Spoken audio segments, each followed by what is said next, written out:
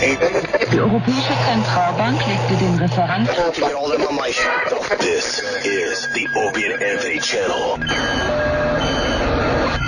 And now, a show the likes of which America's never seen. So appalling, so offensive, yet so entertaining. It's not your normal show. Beamed from satellites in space down to you every single day. What planet are we living on? It's the Opie and Anthony show with Opie. We're experts, and we already know this is going to be great radio, so shut the fuck up. And Anthony. I live in a big house, I make a lot of money, and I fuck attractive girls. And little Jimmy. I don't even like in our opening. It sounds like a little... You dang over there, don't listen to dang over there. Stop with that shit. And now, here they are. Why am I introducing these buffoons? I'm William Shatner, goddammit. But enough of this palaver. Let's get the show on the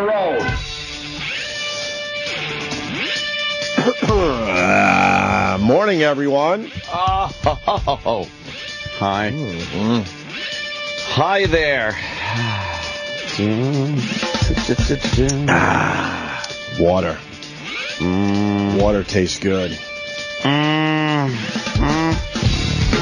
It's good to be home.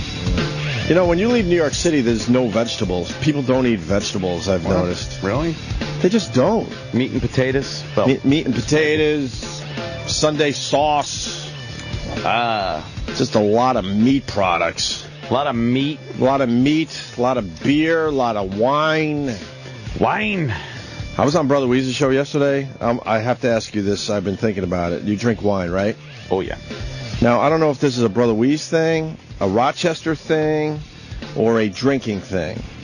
But he says there's a new trend where people put shots of tequila in their wine. Have you heard of this, sir? That must be a trend for the northern New York people. Because, okay.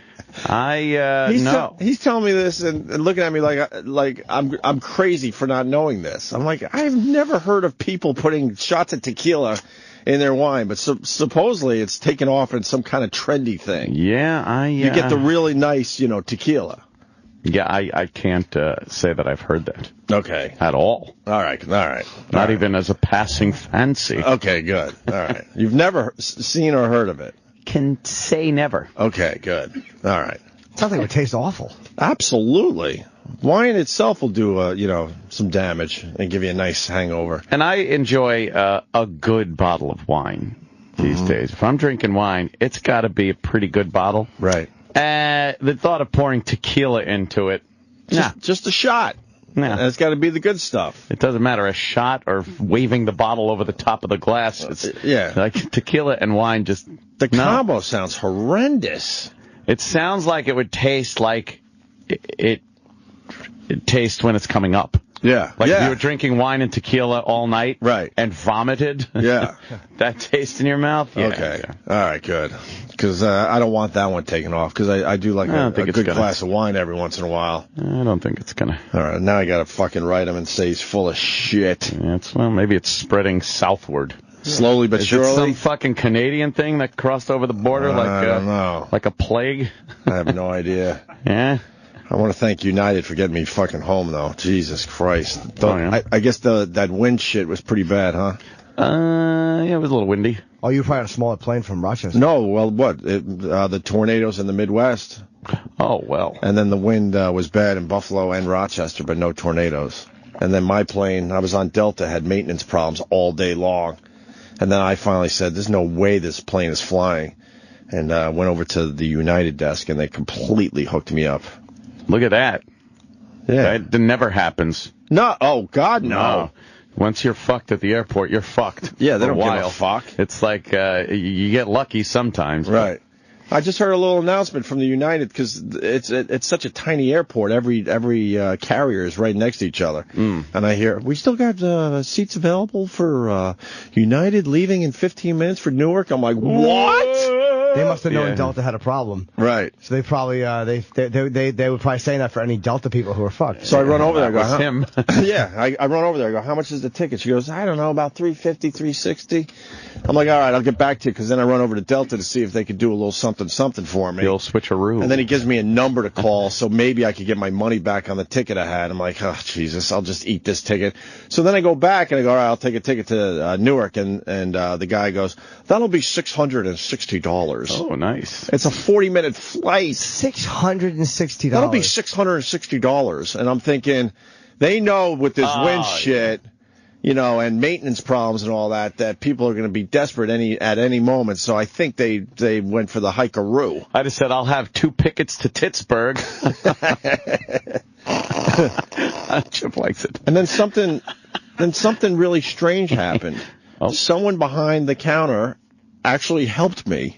Whoa. Because you don't get help anymore. Wow. They actually helped me. I go, all right, I'll take the ticket because I got to get home, and I'm going to eat this Delta ticket.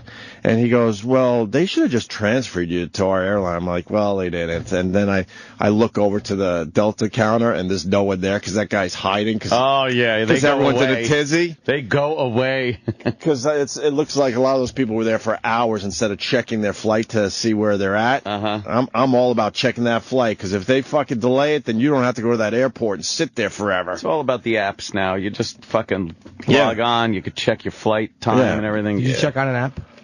Yeah, my app is called Club Soda Kenny. It's an amazing app that everyone should have. I like the apps. They're pretty accurate, man. Yeah. You get a good one. I like getting the ones you got to pay for, you know, because then I feel like they're a little more accurate. Right. More accurate than the Club Soda Kenny app? Are you kidding me? me? Club Soda Kenny is the best app ever. It's amazing, and it comes in a text message. It's beautiful. Yeah, but then you try to delete it, and it won't get off the phone. Yeah.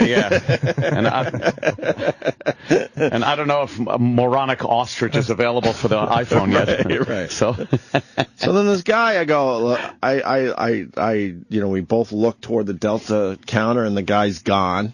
You know, he's just making believe he has things to do, because they're like I said, they were in a bit of a tizzy. He hunkered down somewhere and leaning toward an uproar over there. Yeah. And I don't think any of those other people heard the announcement, because I mean, New York airports, they're all right here. So unless they have, connecting flights, but I don't know. So then he goes, oh, let me try to make a phone call. He makes a phone call. Long story short, he gets it done for me. Nice. He saved me $660, because it would have been the $660 plus the $240 or whatever the original flight was. Righteous. For 40 minutes in the air. Yeah. $660 from Rochester. Right. Wow. And then I went illegal from Newark to Manhattan. I went illegal. What, one of the clowns? Yeah, but the guy goes, I got a limo. It'll be less than a taxi. I go, all right, because I was in a cab line. There was about 100 of us. No exaggeration, not pumping it up. And it was rush hour, so the taxis were just trickling in, one or two every once in a while. Oh, man. And I started doing the math. I'm going to be on this line at least an hour. Yeah. So all the shady guy, remember the shady guys from the old days we used to talk about? Where they're on the posters. You need a ride. But they dress like the posters. Why would you dress like the posters if the warning's out? I guess so you know that they're them. Oh, you think that's... Yeah. It's like, that's a shady cab guy. But he knows what he's doing, because he was right near a stairwell, and I was right next to the stairwell on the curb. Hey. He comes up, he goes, and he just kind of walks down the line. Anyone need a ride to Manhattan? I go, I fucking do. I don't give a fuck if you're a serial killer. I'm going to take the chance. What airline? Oh, Newark.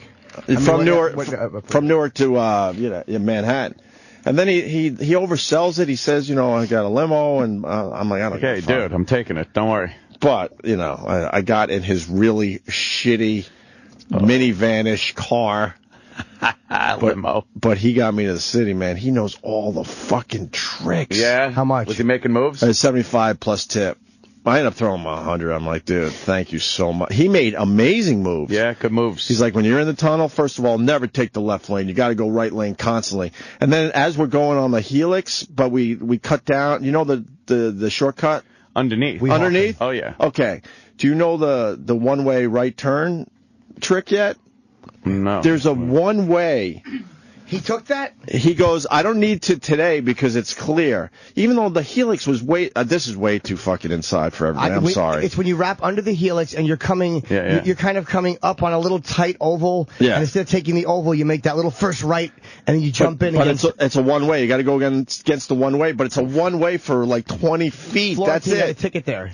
Yeah, but he explained where all the cops are. I got a speeding ticket coming up into there once. Really? Yeah, fuckers. Yeah, those guys will watch that. But he goes, here's your first move. Like, he taught me all sorts of shit. Here's your first move. He goes, the cops, usually, if they're going to get you, they are right there, but sometimes they go across the street because they know some of these, these people take it. But if you take that sharp right on a one-way, you're right at the toll booths. Oh, man. But he goes, I don't have to do that today because it was clear sailing, even though the helix was completely backed up because most people don't understand the undercut. Go under. They don't understand that move. And then he goes, okay, now Lincoln Tunnel, never left lane because the buses back up in the left lane, especially during rush hour. So sure enough, we're in the right lane just flying as the left lane is at a standstill. Yeah. And then he told me a few other tricks that'll probably bore the fuck out of the people. But he goes, and I was thinking about you because he goes, and sometimes you just got to use a curb. Well, you do. And the sidewalk. You know what happens when you pop out of the... Yeah, I know it's local, but when you pop out of the tunnel in Manhattan, you can't take the normal way where everybody else goes. The left? You're going to be in... Yeah. Right. You got to pop a right, and sometimes you got to go over the median. Right. Yeah. Yeah. And then you're done. It's beautiful. Right. Oh, God. Smooth sailing. This guy was amazing. He was awesome. Yeah. And that's how he makes his living. He does the illegals. Yeah. I support until there's Mars is beeping. I support until there's a really long fucking line and no cabs coming. Yeah. Then you got to do what you got to do. Then you got to, now you got to make some moves. So, anyway, Rob Ford is in the news again. Greatest guy ever. This guy, wow. It's almost like he's doing it on purpose. There's no one better than Rob Ford. Yeah. He's hilarious. It's almost like he's doing it on purpose. His mouth should be called a gold factory. It's beautiful. I guess they stripped him of all his duties now, huh? Duty. He's got a few duties that he still has, right? What was the vote? They went around it and got something. Oh, yeah, they just stripped him of all his power. They knocked his mayor. budget down 60%, I know that. So what is he going to do with the other 40%? That's what I'm thinking. Crack. He might do some crazy shit with that 40%. Oh, yeah. 36-5. 36-5. Well, his brother voted for him. Yeah. his brother. He probably voted for himself. Right. And okay. So that's two. So who are the other three? Cool people. Exactly. The only cool people in the whole place. Why wouldn't you want to keep them? Not the woman he knocked down. I bet she didn't vote for him. That was so... I know. They made it sound like blown he's, out of proportion. Charging at her. Yeah, I read, when I first saw that story, it was Rob Ford barrels over city council members. I saw it on Twitter, and I'm like, okay, now I got to see the video. And he obviously... He's saying that his brother was in some kind of confrontation somewhere else, so he ran all the way around to maybe help out his brother and bumped into this old broad, but he didn't, A, do it on purpose, and B, he realized immediately what was going on and kind of held her from completely falling. He was kind of laughing. She was even smiling, and he was kind of like, all right, you move this way, I'll go this way. Right. He's kind of rotund. It's hard to get around people when you're that big. I laughed out loud watching that alone, that video. So I saw the link, and I was just like, what a big fat klutz. He's a clod. Plodding into people. Yeah, he's a bull in a china shop. Oh, he's a mess, dude. He's not dainty whatsoever. No. Yeah, so we've got some angry and he's off. going on.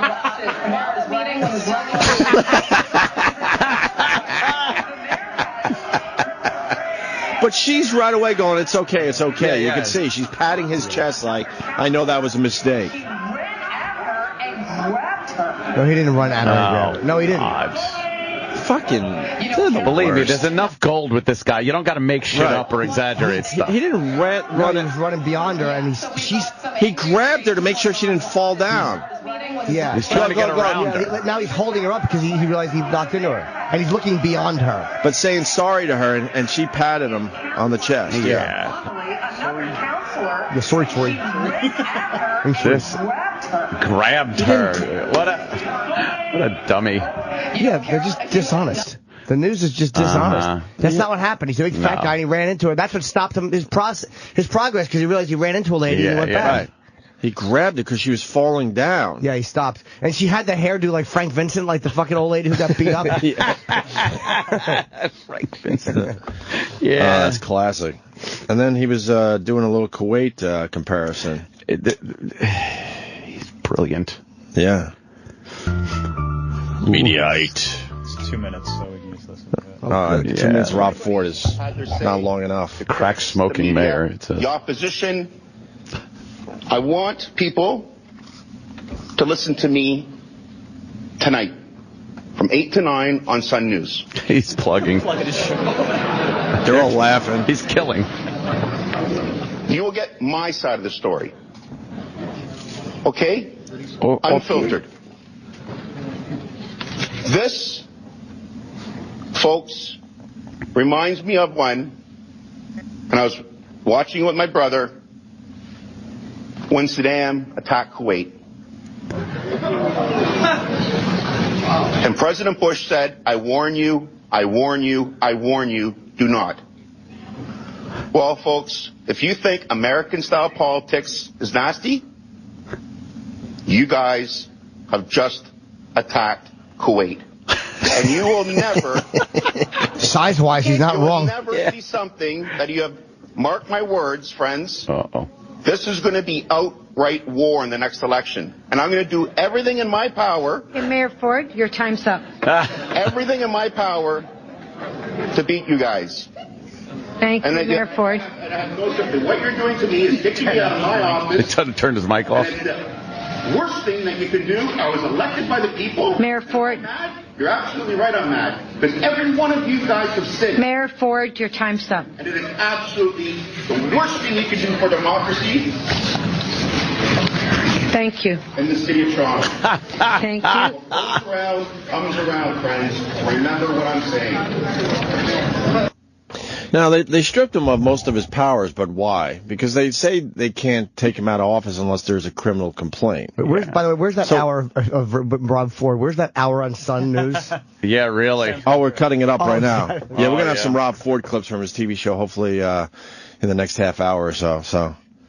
But why are they allowed to strip him of his powers if he wasn't...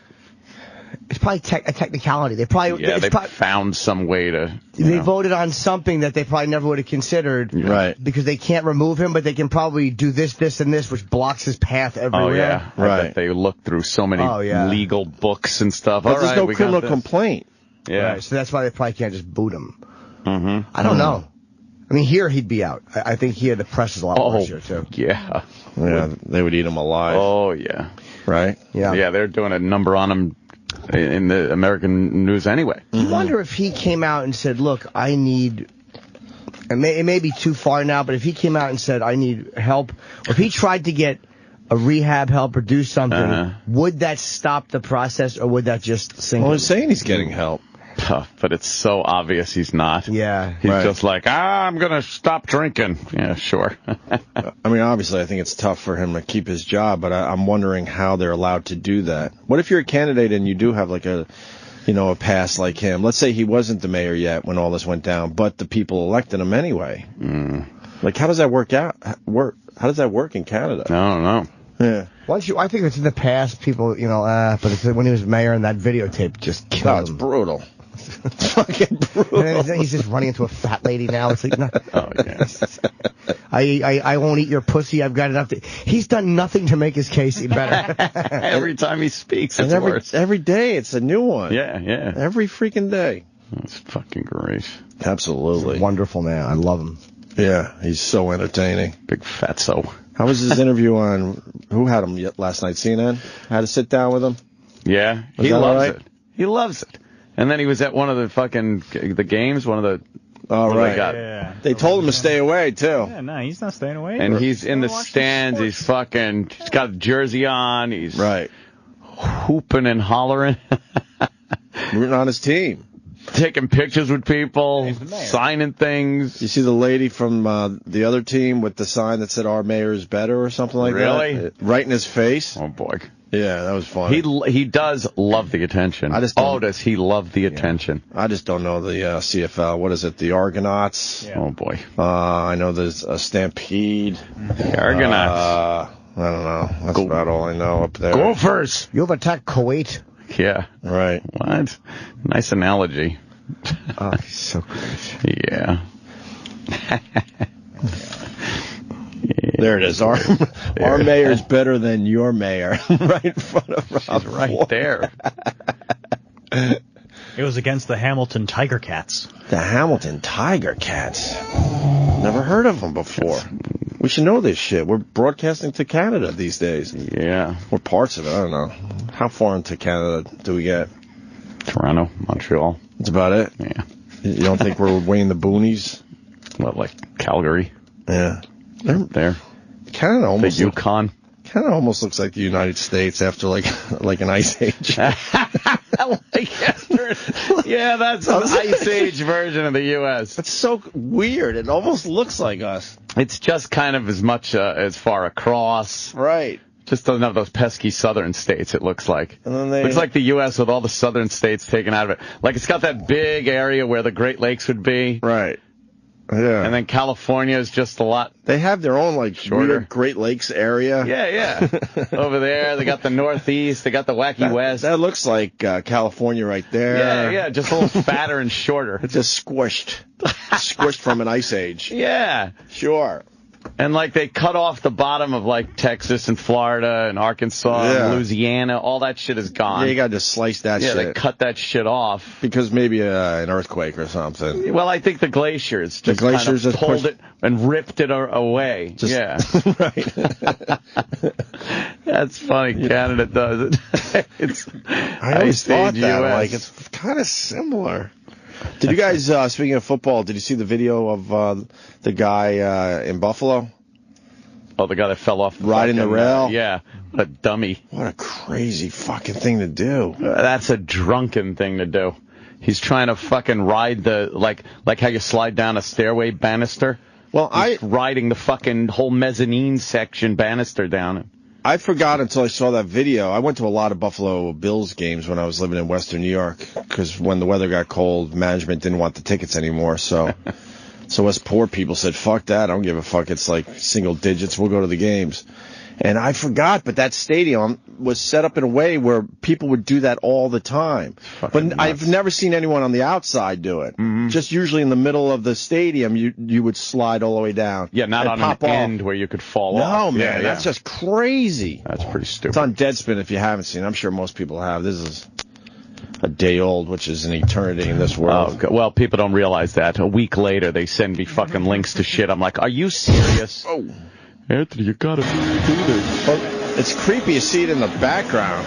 Oh, there he is. As they're doing a setup shot. And then he just tumbles down. And then he fell on some guy's head. And he's dead? No. That guy is completely fine because he was wasted. Because, you know, when your body's, when you're all fucked up, you're very relaxed. So I think it prevents you from getting some serious injuries. Who thinks that's a good idea? Well, he was sliding down the rail. Yeah. Yeah, wow. I like I said, I remember that people used to do that all the time, all over the stadium, but I've never seen it on an outside rail on the upper decks. Yeah, you wound up falling on somebody. Yeah, that guy is more injured. He held on for literally 1 second. Oh, right. Yeah. That is crazy. But then he did a complete flip. He's lucky he didn't break his neck or fucking die. Yep. What a dumb fuck. One Mississippi. You asshole. Wow. I don't even think the broadcast picked it up right away. No. There's just an background, an establishing shot after a commercial. Yeah. Dummy. Fucking drunks at the stadium. Yeah. Patriots lost last night. They sure did. They had one shot at the end there, and Brady threw the interception. Controversial.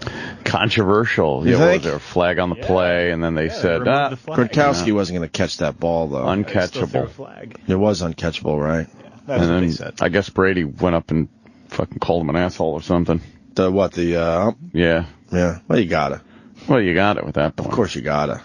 Drop the old F. Oh, I didn't hear this. Fag?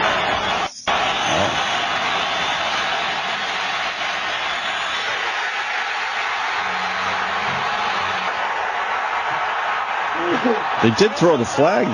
Yeah. The game is over.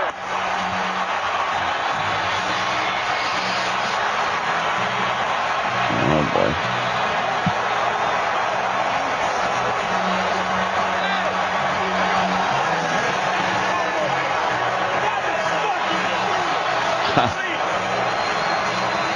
Oh, they shut the mic off. Go home and fuck a model. What do you say? That's fucking what? Brutal? Brutal? Yeah. Something like that, right?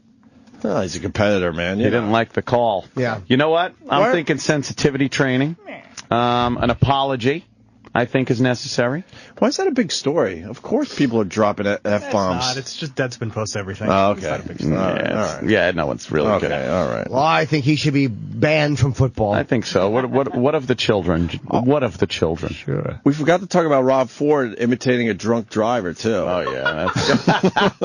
They're playing it on CNN right now. And then here he is running around and grabs the lady to make sure she doesn't fall down. We'll report that accurately. Boy. Controversy surrounding him. He's so animated. Take a look. Wow, from the outside, it seems like you are a man under tremendous burdens this week. How has it been? How has this week been for you? It's all self-inflicted, you know. It's my fault. I made mistakes. You own up to it, you move on. And so, in his very next breath, Rob Ford moves on. I went down to City Hall, I cleaned it up. These people just aren't happy. These counselors want me out. The media wants me out. I told the chief of police I want efficiencies. You know, obviously he wants me out. I'm not going anywhere. The setting for this interview is more than a little surreal. This is the rec room of a suburban Toronto housing project, and it is filled with loyal and vocal members of Ford Nation. Things start relatively sedate, but when I ask why he decided to admit his crack use after months of denial, he gets so angry he forgets who's in the room. I just had enough. I was sick and tired of all these allegations and all this excuse my words, and that's all it is. Sorry, kids. I shouldn't have sworn in front of the kids, but I know what I'm doing is right. I'm serving the people. I'm saving taxpayers' money. And you know what? I made mistakes. I drank too much. I smoked some crack sometimes. What can I say? I made a mistake. I'm human. How do we find ourselves in the middle of a Rob Ford rant in the middle of the project? Interesting story. And actually started on AC360 Friday night. After some give and take with the mayor's counselor brother Doug, we were about to say goodbye when he floated an offer. And we look forward to having you by Toronto one day. I'll take you up on that. And 18 hours later, I found myself unloading toys from Doug Ford's SUV outside the Queen's Plate housing projects in the heart of their ward. But as we wait for the mayor, Doug's unscripted style of public relation takes a turn when a longtime resident named Ken wanders over to complain about a threatened eviction and a run-in with the cops. And as the counselor politely tries to nudge him to the door, he says this. I know a lot of friends that bought hash from you, actually. Yeah, okay, well, that's good. That's good. That smoked hash because with he has been fighting those allegations since May, when the Toronto Globe and Mail dug into the Ford family's checkered past and reported that Doug spent much of the 80s as a mid-level hashish dealer. I've heard the allegations that you're used to shooting a little hash. No, I wasn't slinging any hash. I said it very clearly. 30 years ago, 31 years ago, I smoked marijuana. And these boys are great. Marijuana. In downtown Toronto, Mayor Rob Ford is the target of almost daily protests. Ford has to go! Worst mayor ever. On the ever. floor of City Hall, he is a political pariah. Have you purchased illegal drugs in the last 2 years? Yes, I have. That's the bottom line. And that's the bottom line. His brother invited us here to witness this love, a counterweight to the gauntlet of political foes downtown, doing all they can to strip away his power to lead. I'm interested in what happened this week about the vote. It was 41-2 right. to strip you of your emergency powers. Now, from the outside, that seems like you guys are political outcasts. Okay, sure, because I'm not. You know how you want to make friends at City Hall? Just keep spending their money. Spend taxpayers' money. Let them go on their free trips. Let them have their free food. Let them do whatever they want. Do what you want with your money, not with taxpayers' money, then turn around and cry poor. Do you have any political allies left? Did you ever have any? No, we never had any in the beginning. We have the power of the people. Well, I'll tell you one thing. I'll work day in and day out to knock these councillors off. I'm going to target their areas and work day in and day out to knock them off. Really? Oh, yeah, and I'm going to bring Ford Nation live, just all right across the city. Ford Nation. So you have other candidates that you are going to foster in these wards to try to repeat what you guys have done? 100%. Really? Yeah. We're going to hit them hard. Everything we got. We make Chicago politics look like a tea party. It's vicious. Bill, you show me one other major city I've saved $1 billion that has turned it around like I have. Our roads are getting done now. It's clean. It's safe. The crime's down. Things are happening. We have more cranes this guy. We have more jobs. We created over 50,000 jobs in 1 year last year. But take all of that. Given you all of that, couldn't you be even more effective if you were a little healthier in your lifestyle? I'm trying to lose some weight. I'm working out. It doesn't mean like that. See some addiction specialists just to make sure. I'm not an addict. Bill Weir, CNN Toronto. He is really belligerent. Oh, wow. It is a bit of a laugh or cry moment, I think you have to say. No, it's a laugh. It's just all laughs. City is that his term ends next year, and they've stripped him of all of his powers, basically. It's going to be a long year, though. I mean, think about it. And the thing I do wonder is what changes will be made, if they can, or if they will implement any changes to way. All right, and then it gets boring. That's fucking great, man. That's where we tap out. Then it gets boring. God, he's great, Rob. His quotes are fantastical. Wonderful. But they had to go to the worst place possible to find supporters. Yeah. They just go to the fucking slums. That was a horrible place. I shouldn't, use that language in front of the children. Curse in front of the children. What will he do today? Yes, it's a daily thing with him.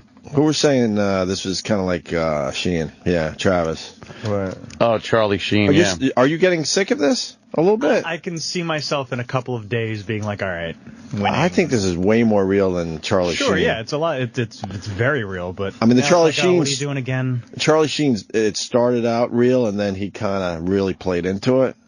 This guy, I think, just can't help himself. I don't know. I mean, telling city council that if you want my side of the story, you can tune into my new show. Right. Yeah. And Charlie Sheen just, kind of the actor gone nuts kind of a thing. This guy's, a politician. He's supposed to be running a city. And you know what? From everything that I hear, he is. I mean, I don't hear anything about how bad he's doing, running the city. That's true. They can't attack him on his record. No. So apparently he must be doing well, or they would have thrown that at him. Where they can attack you on your crack use. Well, that's true. That is true. Your crack use.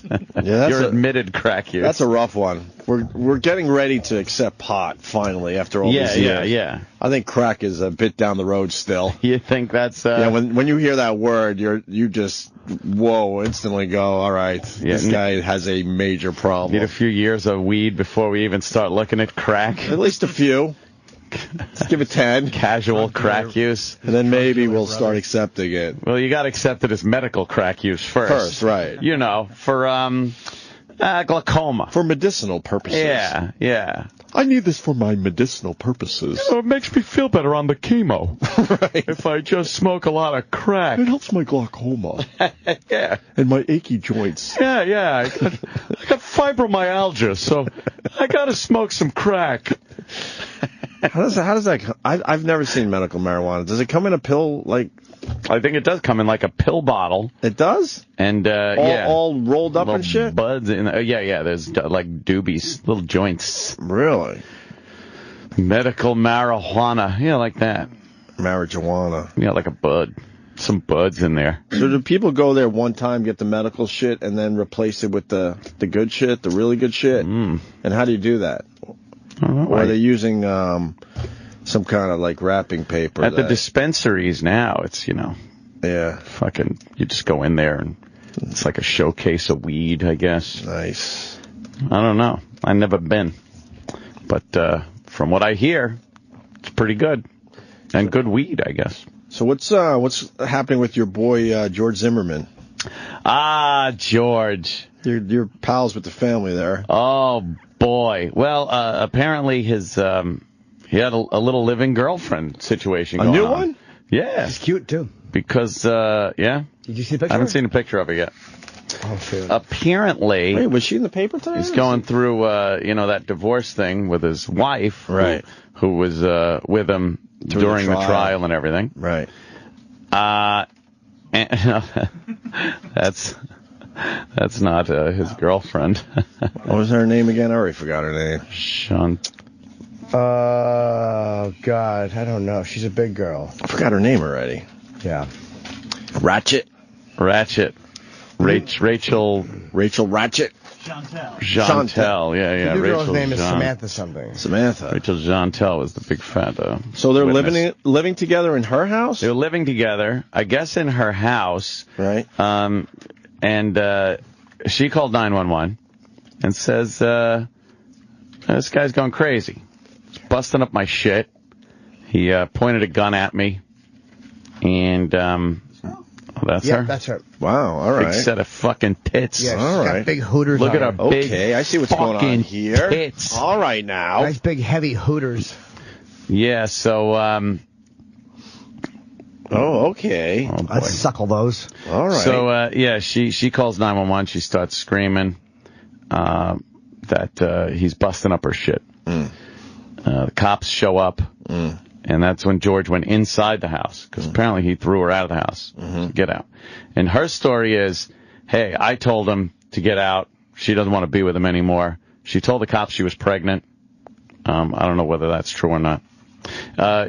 It's not true. It's not true? She told the cops she was. I don't know why she would do that. But, and during that time, the cops were like knocking on the door, and George wasn't letting him in. And then George decides, I better call the cops too. So he calls 911. And he goes, yeah, well, the police are here. And she goes, well, the 911 operator's like, well, if the police are here, you know, what are you calling 911 for? He just likes to call 911, this guy. He said, well... Enough with 911. I know, we get it. You know, 3 buttons. He goes, I want my story out there. Okay. So he then... Yeah, the truth. So he then starts telling this other story about how she was busting up the shit, and that his gun was in a locked case, and... all that, but isn't she the second woman to say that he pointed a gun or pulled a gun?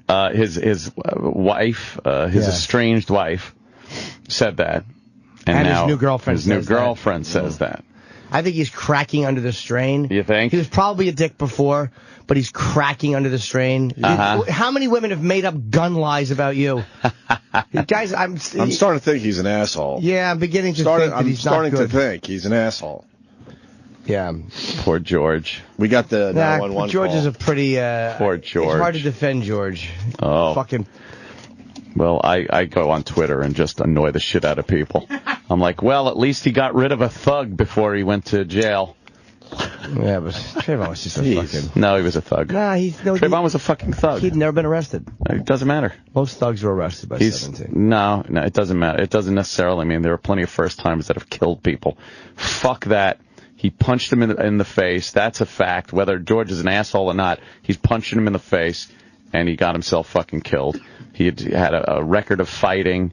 You know, he hadn't had an arrest record, but he has a record of fighting in school, beating up people, drugs, fucking stolen property. But look at fuck him. Goodbye. But look at Zimmerman's. Look what he's done. He's had 2 people allegedly pointed guns at them that he's supposed to be in love with. Alleged. Whatever. But see what happens. It's like it's harder for me to believe his story with Trayvon Martin when he's coming out like this. Like it's harder for me to buy what he said.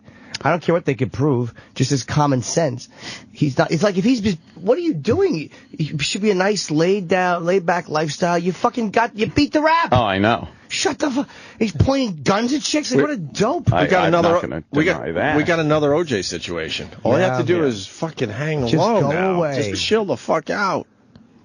Well, I'm not going to deny that he should lay low. But yeah, I mean. Yeah, he beat the rap. And it's like you look at that and it's like, come on, man. It's hard for me to believe that story. It's like I can't buy his story totally when you see that this is what he's doing now. Even though there's a lot of strain, I'm sure, and stress with this lawsuit and all that shit. But yeah, and you know, again, it's all alleged. I mean, I know there are 2 women that said it, but when you have a guy that went through what he went through and was shot somebody. If you have a woman that feels scorned or feels like she needs to come up with something, boy, that is the handy thing. Hey, he's got a gun. Zimmerman, he's got a gun. Like that just, I'm not saying it didn't happen. I'm just saying, you know, sometimes scorned women can say shit They have in the past. We'll see. And there's something about his fat face that makes him look not dangerous. I don't know what it is, but there's something. He does not look like a dangerous guy, even though he probably should. Maybe it's because he got fat. I like with the beard. Yeah, with the beard, he looks good look for him. More like a fucking problem. It looks like somebody that belongs in fucking L.A. In Cuba. Oh, yeah. Fucking Guantanamo. This guy's a fucking Guantanamo, creep. yeah. He's a creep. You can't. Two women, and I'm not saying that they're not crazy either, but when both you chicks say you pulled a gun or whatever. Well, but again, it could just be not the coincidence. Might not be that he did pull the gun on two women. The coincidence might be the fact that women know that that's what you say if you have a problem with George Zimmerman. So you instantly say gun because you know that's going to get the attention. But what are the odds? How many fights have you had where 911 had to be called with chicks? Well, that's I've had just almost it. none. I don't. Well, almost? actually, no, I'm saying none. I mean, I've had big arguments. I like the almost. I've had big part. arguments that someone could have overheard just screaming. Right. I'll smash a bitch's head in with the phone before I let her call 911. Well, as with anything, man. But, what are the odds? Like, instead of just saying this guy's a fuck, yeah, the odds are that the whole Trayvon thing, again, I'm not saying Trayvon was an angel, but he had never been arrested, and he did not have a weapon, and he's dead, and two women who this guy lived with both had saying he pointed pistols at us. The odds that all of those things, in 4 months, the odds that all of those things are happening that are just, he's a victim of circumstance, or the more obvious is that he's kind of fucked up. I think that's the more obvious conclusion. Well, let's listen to the 911 call. All right. The meat of it, because it's like 5 minutes long. Oh. We got about a minute. But he's smart, though. He knew this would get out, the audio. Are you serious? 911, police, paramedical. I need police right now. Okay, what's your address? You're breaking stuff in my house. What's going on? He's in my house breaking on my shit because I asked him to leave. He has his freaking gun breaking all of my stuff right now. I'm doing this again? You just broke my glass table. You just broke my sunglasses, and you put your gun in my freaking face and told me to get the fuck out because this is not your house. No, get out of here. Okay, what is your name? Okay, where's his weapon at? He just put it down. Okay, and this is 13. No, get out of my house. Do not push me out of my house. Please get out of my house. You're gonna. Are you serious right now? I'm sorry. Freaking kidding me? He didn't push me out of my house and lock me out. Okay, you're outside now? Yeah, he locked me out of my house. She might be a little, I've been in relationships with a girl's irrational. I mean, believe me. Every girl that ever fucked me willingly could probably have made this phone call. It's just, too many people are coming to the same conclusion that this guy is, you know what I mean? It's like, it's just, I've never had a chick call 911 on me in my whole life. Well, yeah, you got to steer clear of that. But he's had 2 and 4, like you said, 2 and 4 months. After the acquittal, when even though you're under he should, if life was fair, he'd probably be in prison, and he's off. Right. Dude, I know you're getting sued and it sucks, but you're not in jail. Yeah, I'm not. You're not getting stabbed with a fucking shiv. Right. I'm not saying he's not a problem. Yeah, he's a fucking. But there's a problem there. Just saying, you got to look into these allegations. Yeah. It's an easy way for women to, get on you. Yeah, it is. But the first, just his wife, I had less inclination to believe her than the new girlfriend 4 months in. Like, yeah, that's come on, a new relationship, and usually calling 911, and usually the first 4 months are easy, right? In every relationship, you'd think 4 months. That's a cakewalk.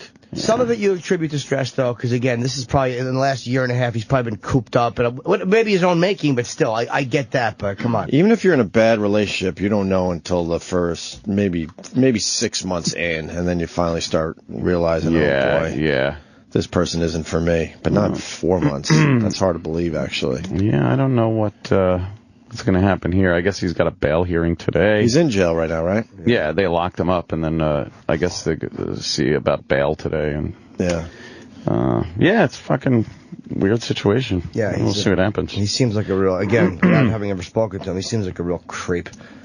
And I found him I told you I didn't like him before. I found him. I didn't 100% disbelieve his story. Yeah. Because you couldn't prove that he was lying. But now I just feel like when you think about this, how do you... Well, also his 911 call is very calm, you know. It's like, well, a woman doesn't get that fucking agitated without something having happened beforehand. And we've never heard angry George. You know, he's always like, well, I went over here. I think he's very aware I did this. of how to act. Right. On 911 tapes, he calls. Yeah. I think he's very aware. But does all right. How to act. I was thinking maybe He that locked makes his guns up before the police came. Yeah. But I was thinking that makes him more creepy. How ridiculously calm he could be. Well, yeah, exactly. In stressful situations. A bit creepy. Do Right. you have the tape? Is that out? See, I think there's his 911 call's out there. Yeah, let's take a listen to that. I think the Zimmerman case gets clouded because the media was so repulsive. We automatically rebel against the press. Yep. And we look at everything the press does as agenda-driven. And it's almost like I don't want to be blinded to what a piece of shit a guy is because of my hatred of the press. You know what I mean? Sometimes I fall into that trap, too, where I take the wrong angle because I hate them so much. Mm-hmm. Yeah, the way they handled it was horrible. Yeah. And, again, if you just go on the evidence that the jury was presented, you had to acquit him, really. I understand the legal, and I think OJ probably the acquittal was probably the right move, too, because the prosecution stunk. Yep. You got the George Zimmerman? Let's listen to this. No. Oh, no? What? All I'm finding right now is her phone call. Really? What's that? You've heard it, though, right? What's that one down there? This is hers. Oh, that's hers? Because it says George Zimmerman. 911 call. 911 call. Oh, okay. Yeah, I heard it. It was, I think give me a second. His brother had tweeted it at some point. Okay. That's where I found What's his name? Robert? I found it. Yeah. Robert Zimmerman. Yeah, he had tweeted. 911, you need police, fire, medical. Police. What's the address? Yeah, it cuts out when he gives the address. Sure. It's a long address. Yeah. What's your name, sir? Okay, what's going on there? My girlfriend was, for lack of a better word, going crazy on me. Your girlfriend? Yes. Okay, where is she now? Outside with the police. I'm following her. The police is already there, and so why are you calling? What happened? Oh, stand down. I just want everyone to know the truth. Oh, okay. See? The officers can speak with you on scene. Have you already spoken with them? No, but they're pretty upset, I think. Yeah, the cops are officers upset. are upset? Yeah, they're banging on the door and the window.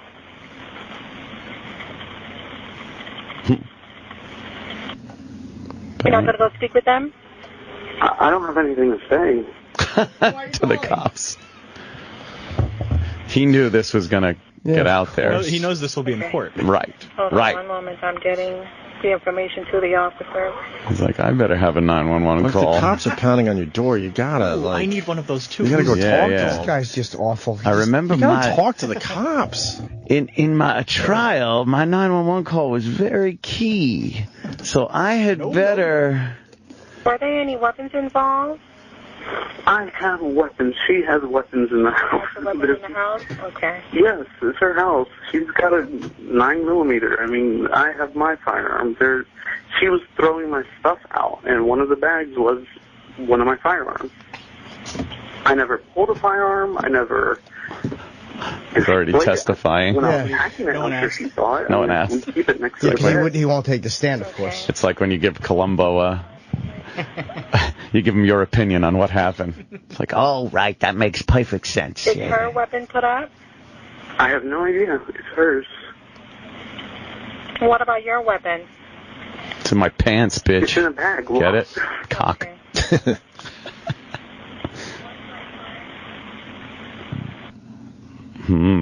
He makes a boring 911 call. Yeah, he just the same fucking psychotic sounding cadence. Are they still knocking on the door? No. I just wanted to leave. Well, of course. She told me that it was better. She's pregnant with our child, and she told me it was better if we were co-parented and she raised the child on her own. I said, fine. I said, are you sure this is what you want to do? She said, yes. As soon as I started packing up my stuff to leave, she just completely changed When you say she changed, what did she do? At first, she was letting me pack my stuff so that I could go, you know, we could go our own ways amicably. When she changed, she just started smashing stuff, taking stuff that... Now, in her 911 call, throwing it outside, she throwing says it he's out of her smashing room, stuff. throwing it all over the house. He say, she said. Broke a glass table because she threw something on it. She said he broke the table. Hers, In her call, she said he broke that glass table. It's, I find, the reason I find her call more believable is because in that moment of being so angry, it seems less calculating to blurt stuff out than it does when you're doing damage control. Right. Like her call is based on the moment. Yeah. His call's based on hindsight. She probably fucking did something. I don't think she did nothing. Sure. I don't think she was just watching TV and he pulled out a gun and broke everything and threw her shit out. But this is something, you know. I guess they had an issue. Yeah. And she was like, all right, get the fuck out. And he's like, fuck you. Well, no, he wanted to leave. That's what he said. How is he fucking making money? How is he pumping his load into some chick? Where's his money coming from? Is he working? I don't know. He's probably not making money. That's why he's living in the house of his 4-month-old girlfriend. Oh, man. It's a young girl. Yeah, it's perfect. She's got her own house. She's mature. Mature. Yeah, of course. How does he even get abroad? Dude, where do you meet her? There's some crazy broads out there. They've known each other since high school. Oh, there you go. There. He's like, hey, mind if I come over? I need a place to crash. I was on the news. Yeah. You might have seen me on the news. Yeah. So she obviously supported him through the whole trial. I guess. Yeah, I was seeing the real George Zimmerman. He's like, oh boy, what happened? Seems so sweet. She got mad that I guess I told her that I would be willing to leave. Okay. I guess she thought I was going to argue with her, but she's pregnant. I'm not going to put her through that kind of stress. Okay. I have a hard time believing it. This is all damage control. Yeah. Ex post facto. Yeah. Is she still outside with the officers right now? I don't know, ma'am. I'm inside. You're inside? Okay. And you're still not willing to go out and speak with the officers? No, I mean, I can have... Not willing? I can talk to one of the officers, but I don't want to go outside and y'all are just going to do the same thing you did before. And Keep this is full of shit, motherfucker. You don't want to talk to the cops, Mr. Fucking, I can't get off the fucking phone with the cops fast enough? Fuck this cunt. Enough with this cunt. I don't want to talk to the cops. How is that an option when your fucking girlfriend calls 911? Right. Open the door, you fat fuck, and talk to the cops. And they're pounding on the door. They want to talk to him. Apparently it's not an option. To not talk to the cops. That's annoying me. Mr. fucking Law and Order. Hey, here's the business. I made a left on Sycamore and went down Elm and I was in a book depository. But now he doesn't want to talk to the cops. Fuck this motherfucker. Enough of him.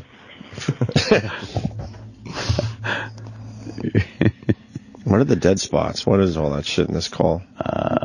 I don't know. Maybe it's pertinent information. Yeah, the call is playing right now. We're just waiting for it to pick up again. I'm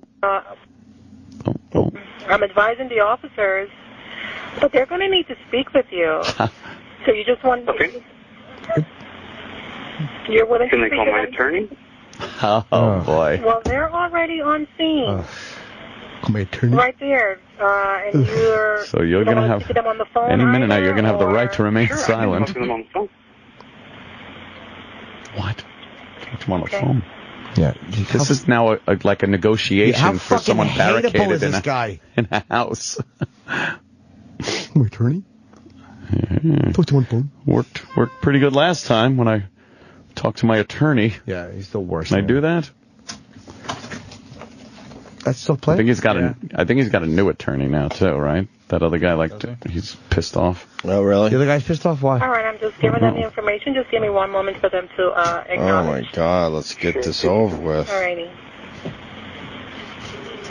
He's like negotiating his surrender.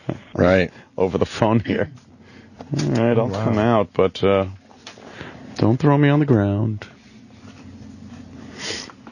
Now what? 2 sets of handcuffs, please. It's got boring really fast. 2 sets of handcuffs linked together because my arms will hurt. The call's still playing. Yeah, I guess she's on the phone with, like, the cops, perhaps. Was anyone injured or anything like that? Very injured. When things were being thrown around? She's medical? Okay. I dropped my Skittles and my shoes came off. My dog. Hello? Shoot the dog. Yeah. Shoot him. What's happened there? They arresting him there? Or forcing him to talk finally? And that's Why it. is he being arrested then? That's it. Why well, I'm sure with, maybe you have to with with her story, they got to at least check into it. Cuff him up. Right. Yep. Well, there you go. Oh. Talk to attorney? That really annoyed me, even though it was probably the right thing to say. It really, really bugged me. I never liked him. He's not very particularly He's not likable. likable. Mr. Law and Order? Mr. Law and Order doesn't want to talk to the cops. Well, you couldn't talk to those motherfuckers fast enough. I love Jimmy. But you know what I mean? It's like, come on, it's the same guy 4 months later. Right. Said he took him on a tour of the neighborhood. Oh, yeah. Yeah, this was the street I grew up on. This is the wrong name. Jesus. All right, food is here. We're going to take a break. Oh, that's funny. That call petered out. Yeah. Well, it was again just a hindsight call of let me cover my ass here, right? And it didn't work out very well. After the break, we got today's apology. Waddle dee doodle. Every day we get one of these. We got today's apology. Nice. Also, Bobbie Brown's coming in at 8:00. Not that one. Not the video vixen. Lovely girl. She was the one from the Cherry Pie video and a few others, right? She banged a lot of guys. Did she? Yeah, let's hope she adds one to the list today. Oh boy. She's talking about cock size too. Yeah. Really? Yes, she is. Ooh. She better talk about the guys that she banged. I would hope so, yeah. Why else? That's what her book is. Yeah, I think so. Yeah. All right, good. And Stacy Keach. Stacy Keach. It's 9:00. What is he promoting? I don't know. Book. Oh, he got A book. About what? Him. Why did we get that? Did he not give us? We have it. Does he cover his Carib years when he was Carib? I don't know. I'll go back that show. and Used to watch I that never show. got a copy of his book. Huh? Yeah. No. Kareem Abdul-Jabbar? Carib. I don't know. He was a detective in the Caribbean. I don't know what that was. All right, we're gonna step aside. All right. Oh, the Orgasm Wars too. Yes, we got to promote Orgasm Wars. Someone was telling me about this show. It's just like you got to watch here. What? What? The Opie and Anthony channel. Oh my God! On Sirius XM. Hi, it's Craig Schickel. Here's another Opie and Anthony radio show nugget. Tom, why are you dressed like a mechanic today? No. You got the, I was it's a waiting jumpsuit. because that's your limit. No. I was waiting for you to say something, so I dressed like this so I could throw an ad-lib. That's his fucking ad-lib for the fucking year. He dressed This for is you. called, and let me stand up, it's called It's a jumpsuit. Out. You're saying nice, all the air goes around your balls, around your ribs. All the air, when you take your shorts off, you drain it. It's terrific. I got about 8 or 9 of them when I go to Florida. So this is the coveralls. future. Nobody wants to wear suits or jackets. This is it's nice. Now when I go home, coveralls. You're right. I changed for another one. I got a pink one when I walk in certain neighborhoods. As long as it doesn't have a hatch in the back. You know, when you're this age, you get away with a lot because it's not like I'm not going to be handsome for anybody. I know I got a bad, the hearing, I got the problem. And this is another thing, and I'm not making this up. All over the television, we have a hearing aid now that you can't see. Right. I said, how about fucking hearing? I've been almost 50,000 hearing aids. I says, years ago in the 18th century, they had a pipe hanging out of your fucking ear, but Right. you heard. Now you got a hearing aid you can't see, and now you can't hear. They don't work? They ought to go to fucking jail. Oh, man. They're so full of shit. I got hearing aids. I got hearing aids in my drawer. If you want to talk to me, talk to the fucking drawer. The Opie and Anthony Show continues. Hi, this is Dick Cavett, and you are listening to Opie and Anthony.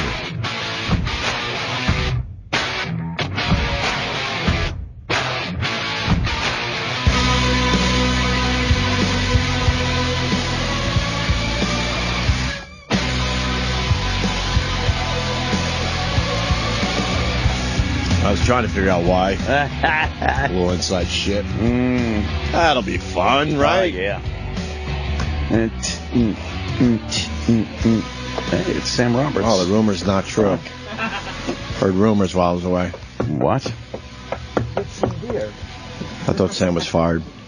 Oh, really? But now I see him, so I guess that rumor was false. What did he do that was supposed to have gotten him fired? Well, Chick. What? Excel. How was his show? Hey. It was kind of reminiscent. Travis was right on about the Charlie Sheen comparison. Yeah. Right. It was kind of reminiscent of when Charlie Sheen jumped on and started doing his own podcast. Oh, okay. Yeah, that was really kind of sad. Yeah, it was just not as fun when he was in an appropriate environment. Definitely He was just wasn't. kind of spending the whole time telling people to vote for him next October and to pay attention to his record. Did you listen to E-Rock and adjust something? Yeah. Did it affect both of our mics? Yeah, I don't know. Oh. I turned all of us down. Did you? Yeah. Now that E-Rock is... I don't like it at all. Why? I don't know. Now I got to turn my headphones way up. Oh. Well, I'll do this. I think. All right. There you go. There we go. That's better. That's more like it. E-Rock told me to turn my mic down, Sam. E-Rock came in here and was said like... it was clipping. He said, hey, asshole, turn down your fucking mic. Well, I don't know what E-Rock's problem is, but I always like your contributions. Thank you, Sam. I appreciate that. We got today's apology. Oh. Yeah. Who is this from? One that probably should have been made, although he Wow, really? Oh, yeah. Yeah, although he won't be fired, as he would be if the ideology were reversed. Exactly. Another safe target. This fucking pussy media. Ugh. The Blaze had a clip yesterday from, who the fuck was it? God damn it. But he was talking about MSNBC and the fact that they are just full of vile, horrible people that say horrible things and with no repercussions whatsoever. And I don't mind anything. What kind of horrible things, though? Give me an example. Oh, my God. Well, they hired Reverend Al. We know what his past is full of.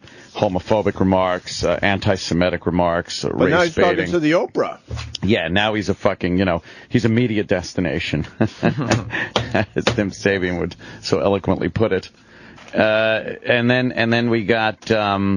Alec Baldwin recently. Alec Baldwin. This is his second foray into faggotism, where he doesn't like or uses what they would interpret as gay slurs. I could give a flying fuck, but he should be the allowed. MSNBC people, if any of these people were right-leaning, Rush Limbaugh, and Sean Hannity, had said anything remotely close to this once, there would be a concerted effort on the left to have them removed from life. But you don't think Alec Baldwin's coming back, do you? Who knows? I don't know. I don't think so. Because you remember when Rush Limbaugh said to that one girl, he said something derogatory about that, whatever her woman's name was, about one, birth one control. of the fucking birth control pills. The fucking press was all over him. Yeah. Or, he survived. He's Rush, though. I mean, Rush is... But he had to say he was sorry. And for a giant like that to have to come out over some dumb shit... Right. And who else was it? There was MSNBC, Keith Olbermann. You remember when that one guy, a reporter, had said, did they pimp out Chelsea? He got suspended because he had said pimp out about Chelsea Clinton. Uh-huh. Fucking, I can't stand Well, we all that understood how the word was used. Yeah. Yeah. Everybody knew that he didn't mean anything. He didn't mean suck dick and give up her vagina. Yeah. They don't care, though. There's other definitions of the word pimp. Pimp out. The left-leaning media gets away with a lot more because their own doesn't attack them on it. Yeah. But the right, oh boy. I mean, the MSNBC has a record of saying and doing horrible things. They're the ones, that edit fucking news clips and shit like that under the flag of NBC News. Right. It's embarrassing. Well, with that, we got Martin Bashir. Yes, he's the latest one. Well, this is what he said. Our free stuff today That's not him, is being paid for by taking money from our children and borrowing from China. When that note comes due, and this isn't racist, so try it anyway. This isn't racist, but it's going to be like slavery when that note is due. It'll be like slavery. Given her well-established reputation as a world-class idiot, it's hardly surprising that she should choose to mention slavery in a way that is abominable to anyone who knows anything about its barbaric history. No one knows about slavery firsthand. One of the most comprehensive first-person accounts of slavery comes from the personal diary of a man called Thomas Thistlewood, who kept copious notes for 39 years. Thomas Thistlewood. In 1756, he records that a slave named Darby catched eating canes, had him well flogged and pickled, then made Hector, another slave, S-H-I-T, in his mouth. And he mentions a similar incident again in 1756, this time in relation to a man he refers to as Punch. Flogged Punch well, and then washed and rubbed salt, pickle, lime juice, and bird pepper. Delicious. Made Negro Joe piss in his eyes and mouth. I could go on, but you get the point. When Mrs. Palin invokes slavery, she doesn't just prove her rank ignorance. She confirms that if anyone truly qualified for a dose of discipline from Thomas Thistlewood, then she would be the outstanding candidate. And I have, you know what? I have no problem with that. I don't have a problem with what he said. But again, it's not that outrageous. What she said was just dumb. It wasn't racist. It was just something a dummy said. Let me tell you something though. Slavery is evoked for every fucking thing by black people. So fuck it. Good. I'm glad Sarah Palin said that. It's used as an excuse for crime, horrid behavior, fucking having 20 kids with no fucking fathers. So good. I'm glad she evoked the fucking precious memory. Good. Well, and that guy's an asshole for fucking calling her out on it and not calling out every black person that uses it as a fucking excuse for horrid behavior. So fuck him, fuck them, fuck everybody. He is a fucking obviously a biased worm. He is. He's an asshole. She's also a dope. And the thing is, it's not that it's an offensive comparison. It's just a bad comparison. It didn't make sense. I don't like the way she tried to excuse it beforehand. Now this isn't racist. Oh, I'm gonna try. And it was inaccurate. Yeah, it doesn't. It wasn't even accurate. It's almost, it's up there with saying my boss is like Hitler. No one thinks you mean he killed Jews, your boss. Right. I think her point was you're enslaved to the debt. Then just say that. You don't have to go into this, I think she was thing. saying it that way. Yeah, I think she meant that, but it's we're all smart enough to understand why she used you're the chained slave, to the debt. Thing, you're right. enslaved. And then Martin Bashir really tried to push it. He pushed it a little too far. Why didn't she just say that, though? Why didn't she just say you're going to be enslaved to it? I'm going to make a comparison. Now, this is not racist. This isn't racist. That's why you dumb Republicans, that's why you're President Obama and not McCain. That dummy. She's not well-spoken. That's why she didn't say it better. Yeah, she's stupid. So then Martin Bashir had to do this. The apology. Last Friday on this broadcast, I made some comments which were deeply offensive and directed at Governor Sarah Palin. I wanted to take this opportunity to say sorry to Mrs. Palin and to also offer an unreserved apology to her friends and family, her supporters, our viewers, and the man that would shit in her mouth. I implied that she was going to take piss and S-H-I-T in her stupid Alaskan mouth. You know what this is about. Reverend Al Sharpton behind the scenes. Yeah? Got a little, you-know-what. What do you mean? Oh, you think he got mad? Fuck yeah. He's pretty much running MSNBC at this point because they're all scared of him. I would bet money Reverend Al has something to do with this. Really? Yeah, because listen to this apology. It is like fucking complete. I think some people got on him. I believe so, too. Because she's a woman. And I'm sure Reverend Al was rah-rahing, though. They don't like that. Rah-rahing, saying, look, he's got to apologize for this shit. You think? I don't know. Fuck yeah. It's almost like it suits Reverend Al's agenda. He hates Sarah Palin. But this guy wasn't... But he's got to support black over anything. But he wasn't really like... So why would he support over Palin? Because, he's describing... the whole what was horrible about slavery. He was saying, look, this woman's trying to compare something to something that's so horrible. Right. And he wasn't downplaying the fact that it was horrible. Right. So I don't know if Reverend Al would be all that pissed at it. I think it was so self-serving, and obviously. But he said what he said was offensive. So what was offensive about what he said if what he was saying was accurate? I think what happened to slaves back in the day. No, I think the part about implying that Sarah Palin should have her mouth shit in and her eyes pissed upon. Oh, that's not really offensive, though. I think that was the part he was apologizing for. Oh, okay. Quite frankly. Oh, that's the easy part. He's not even wrong. How great would that be? I apologize. She really comes across as a dummy, though. And I tried not to get on that bandwagon because it was so predictable for people to say it, but she just is a fucking an ass. The woman's an ass. Well, they just they just blew it picking her without really looking into how she handles herself. Oh, but it's a big state, and I was in charge of it. Totally. And she never comes up with any type of solution, by the way. Yeah. She, I don't like her, that's for sure. You're not a fan? Not a fan.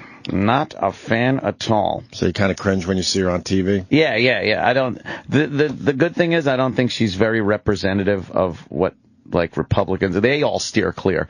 I mean, they steer clear of her. Let her fucking talk. So where was she talking? She's now on the circuit. She makes a lot of money for speaking, so who knows where that was. Bashir continues. Our viewers, and anyone who may have heard what I said. My words were wholly unacceptable. They were neither accurate nor fair. They were unworthy of anyone who would claim to have an interest in politics, and they have brought shame upon my friends and colleagues at this network, none of whom were responsible for the things that I said. Wow.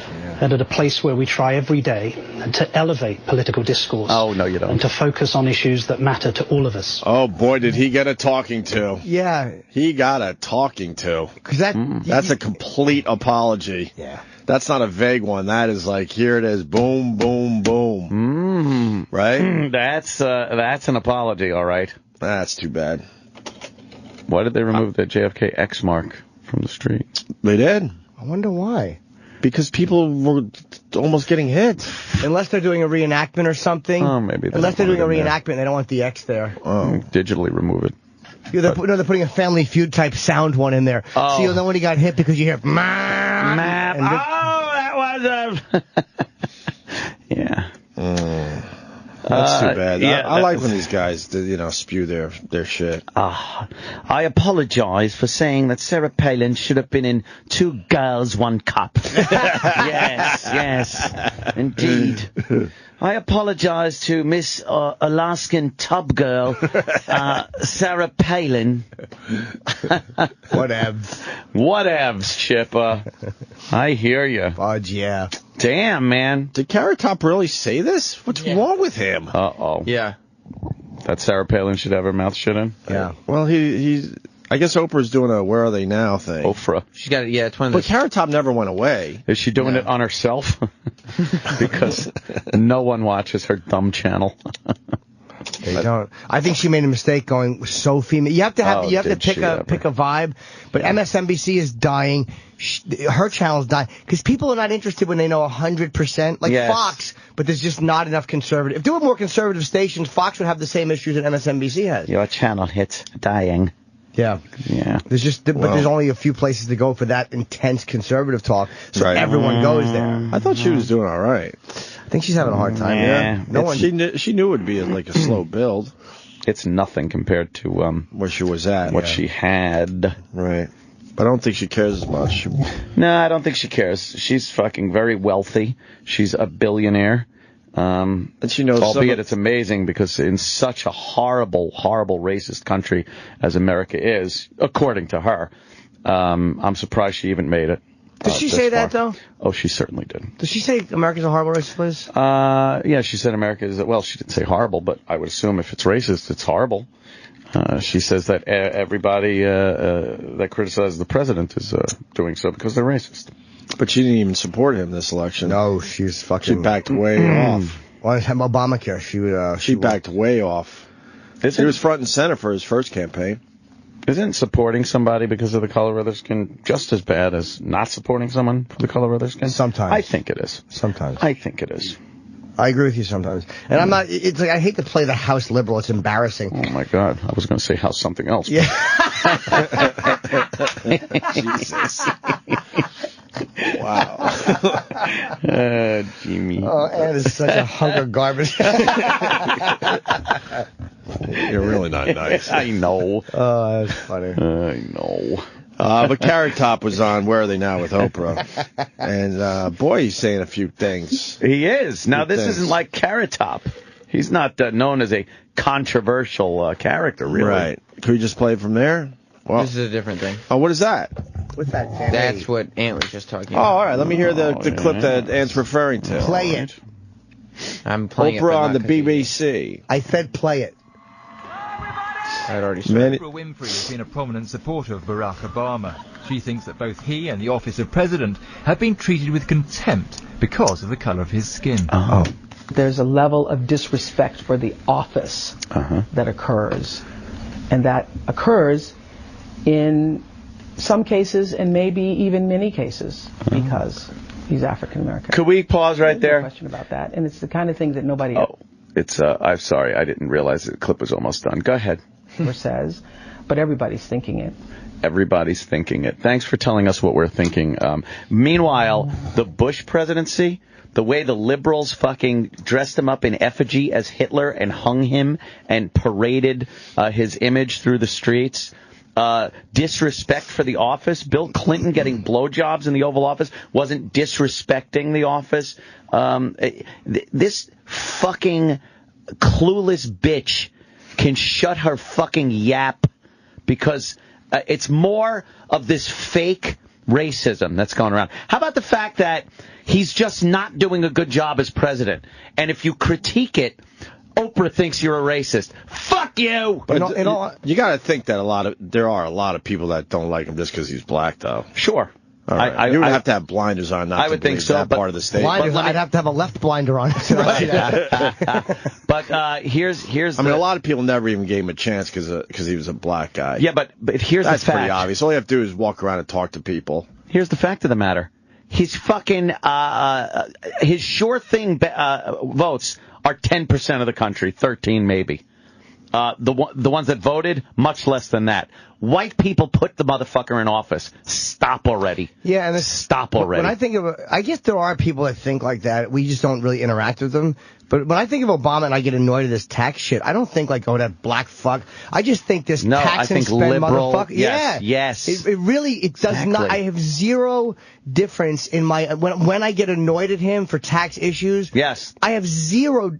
Right. Fucking, it has nothing to do with it. When I watch, race comes into it when I watch beatings on World Star Hip Hop and robberies and fights at fucking Chuck E. Cheese. Then the race angle comes in and I think to myself, why are black people acting like this? Yeah. But it's not when the president does something. I'm not saying, why is the black president doing this? I'm going, why is this tax and spend liberal president, socialist president doing this? The fact that he's half black doesn't come into play when I critique his policies and awful terms that he's putting forth. And that's where she's not fair about it. Exactly. There's definitely an element of that out there, but now his record is proving that, a lot of people are really not happy with him. Dishonest. I would love to his see... approval rating is horrendous at this point. Are there examples of what she's saying? Like, maybe, you know what? I tend to react so against the fucking press that sometimes I'm probably irrational. I would love to see what she's talking about, but where is she? But she covered her ass, her big fat ass. She covered it by saying, you might not see it, but they're thinking it. Oh, Oprah's Kreskin now. She's fucking telling everyone what they're thinking. Yeah, that wasn't... She wouldn't be Kreskin. Well, that's true. That wasn't too fair to say. Because that would be a very, very small number, I think. No, she says many. I know. She's trying to make it more of a thing than it actually is. I think the numbers are low on it. But there are people definitely thinking that. The president's black. She's a fucking billionaire. Shut up with your dumb fucking racism shit already. I've had it. God, enough. Well, yuck. You had a bad night last night, huh? Oh. What happened? Nothing. You could talk to us. What happened? Did your fucking channel get stuck on BET? What's the matter? You seem upset. Yeah, you seem a little extra angry today. What happened? Oh, no, I'm not angry. I'm just fucking... Yeah? Yeah. All right. Okay. But Oprah talked to the Carrot Top guy. And actually, I felt bad for Carrot Top. Yeah. Oprah didn't actually talk to him. Oh, wow. It was one of those pre-tapes that was on the Oprah Winfrey Network. Oh, but boy. She sent the producer to talk. Oh, boy. And then you got Carrot Top just lying through his teeth. Is what you're going to hear here. Oh. People think have had plastic surgery. No, it's just because I use a lot. It takes a lot of makeup to make me look good. I was on a Comedy Central roast. When they booked me on the show, it was like, yay. All the comics were like, fine, we have someone we can pick on. Like, they love picking on me. And one of the comics says, Jesus, Carrot Top, when are you going to stop with all the plastic surgery? You look like the guy from Mask or something. And everyone laughed, but I remember looking at the camera, and I went, okay, I'm sorry that I look good. I don't think I look anything different than I did when I started.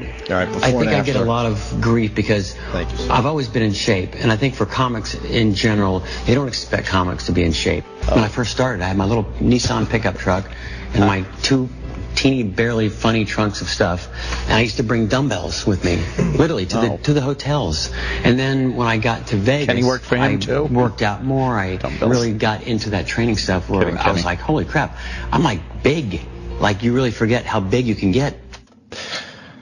We've seen him up close and personal. He's a cool guy. We like having him on. Really great guy, yeah. But I don't know, man. There's some stuff going on with that face. Didn't he tell us that he tattooed his eyebrows in or something? Right. To make it easier for the makeup in Vegas or something? He did bulk up. I mean, he wasn't as big as he is now.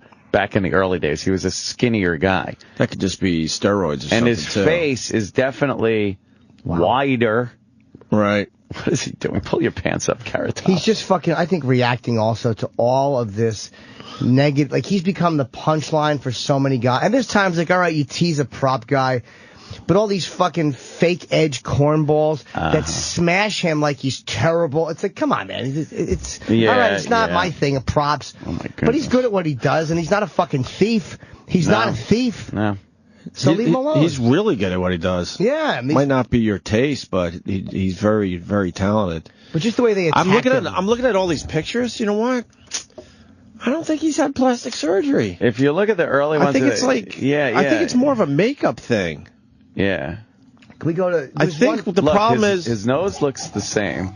I think the problem is he like tattooed eyebrows on or something. I think he admitted that on our show. The cheekbones. But besides that, it doesn't look that different. Dude, look at the only thing is, in the 2007-94 comparison, the cheekbones in the middle of the face look a little bit more pronounced in 07. And he has a bigger face, so you would think the cheekbones wouldn't be as prominent. Yeah, and the chin is narrower. But Yeah, it he's looks like his smiling jaw's been there, sculpted. and he's stretching his face out in the first one. That's very calculated before and after.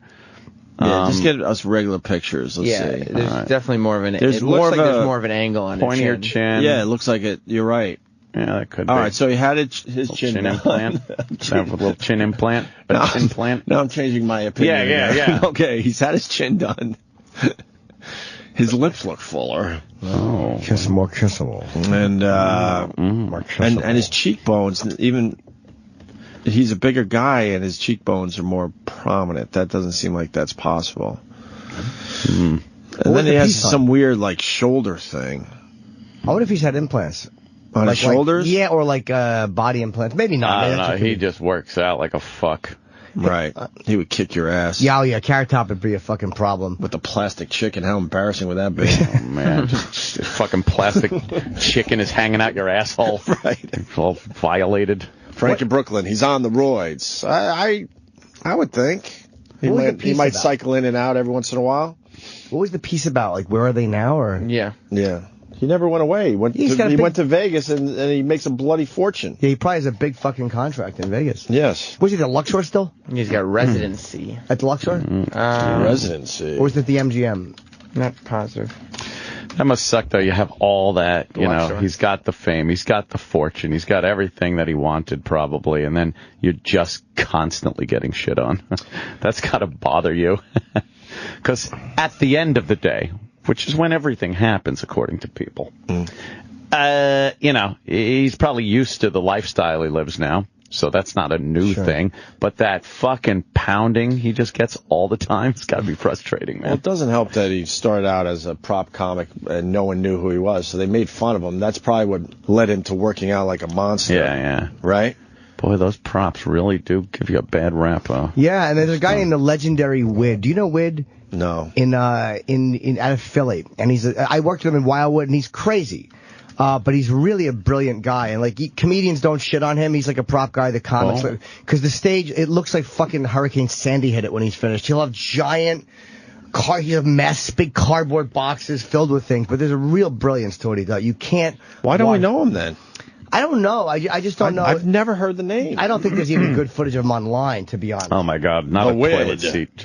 Boy, that toilet seat for prop comics. Yeah. That is the hackiest hack thing for a prop comic. He looks like a hoarder. Yeah, I'm sure he's been doing this for so many years. Yeah. I remember working with him in 1992. Yeah. And, comics really like this Just guy. play this clip. Very good chance it's not going to be good. Good audio,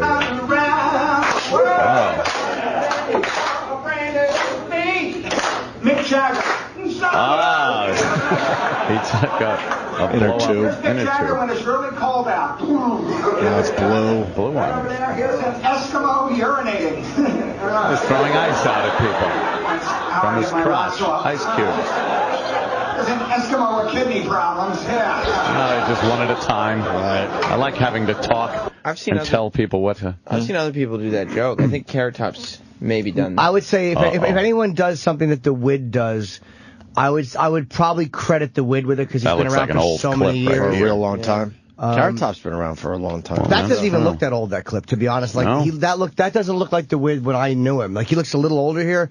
That's probably him. I'm going to guess from like 2004 or 5, whatever it was. Right. That's more recent than I worked with him in like 92. Mess on this stage, dude. But he's the only prop comic that will like really annoy people in the crowd by screaming at them. Like he's just so aggressive, and when he's moving, he's fucking moving. He's very enjoyable to me. Let me hear a little more. Can't do props on the radio. Yeah, props on the radio. Look, I got that. Look, just in case. So we're and it's in a case. He opened up the case. He just dropped. I love the lack of respect he has for his own props. He just throws them. Troy bucket. The Titanic. Yeah. It's a toy boat hitting an ice cube. All hell breaks loose. Here, take a bow. Take a bow. He's handing him the bow of the boat that he just broke off. Oh, what did I go overboard? Oh, boat jokes. Yeah. Colonel Sanders dying. They kicked the bucket. Kick the bucket. Thank you, honey. Yeah. And cremated. Extra crispy, of course. All puns. Wow, yes. I love the Wid. Oh, boy. I would go see the Wid. I do enjoy the Wid. Where's the Wid performing? I don't know. I'd go see the Wid. I don't know if I'd enjoy the Wid. No? I'm not sure I'm enjoying the Wid. Maybe not. He's not for everybody. Yeah. But I do. I would say as prop comics go, comedians enjoyed the Wid a lot more than most. The Wid? Yeah. Why does the Wid have Small Wonder as his backdrop on Facebook? I don't know. It's kind of weird. Yeah. The Wid's a little crazy. Yeah. The Wid's a little crazy. Just a bit. Yeah. A wee bit. Yep. All right, we're going to take a break. Bobbie Brown's coming in next. Not the black one. Oh, shit. The chick. The chick, yes. Chick from all Cherry those Pie. Lovely videos. Mm-hmm. And Great White. Yeah. And Great She White. was in the Great White. And she hung out with Tommy Lee. Once bitten, twice shy. DiCaprio. She banged a lot of guys. And she banged DiCaprio, or at least saw his penis. And Jani Lane was, were they married? They had kids together, right? Cherry Pie. Jani Lane and her were married or just had kids? I'm not sure. She did meth, though. I know that. She did meth? Really? Yeah, she's a bad girl. So we'll have to check out her teeth, make sure they're all right today. So she'll be in next. Very cool. And then a little later, Stacy Keach. But first, this. The guys are back from the toilet. Now, back to our show.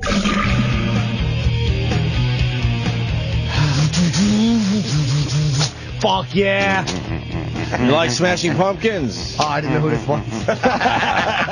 Chip does. Jim didn't. Chip. Despite all my rage, I'm still just a rat in a cage.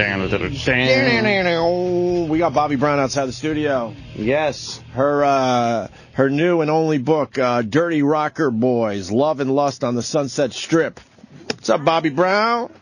Hello. Welcome to the Opie and Anthony Show. How are you? How are you? God damn, you look good. Thank you. Hi.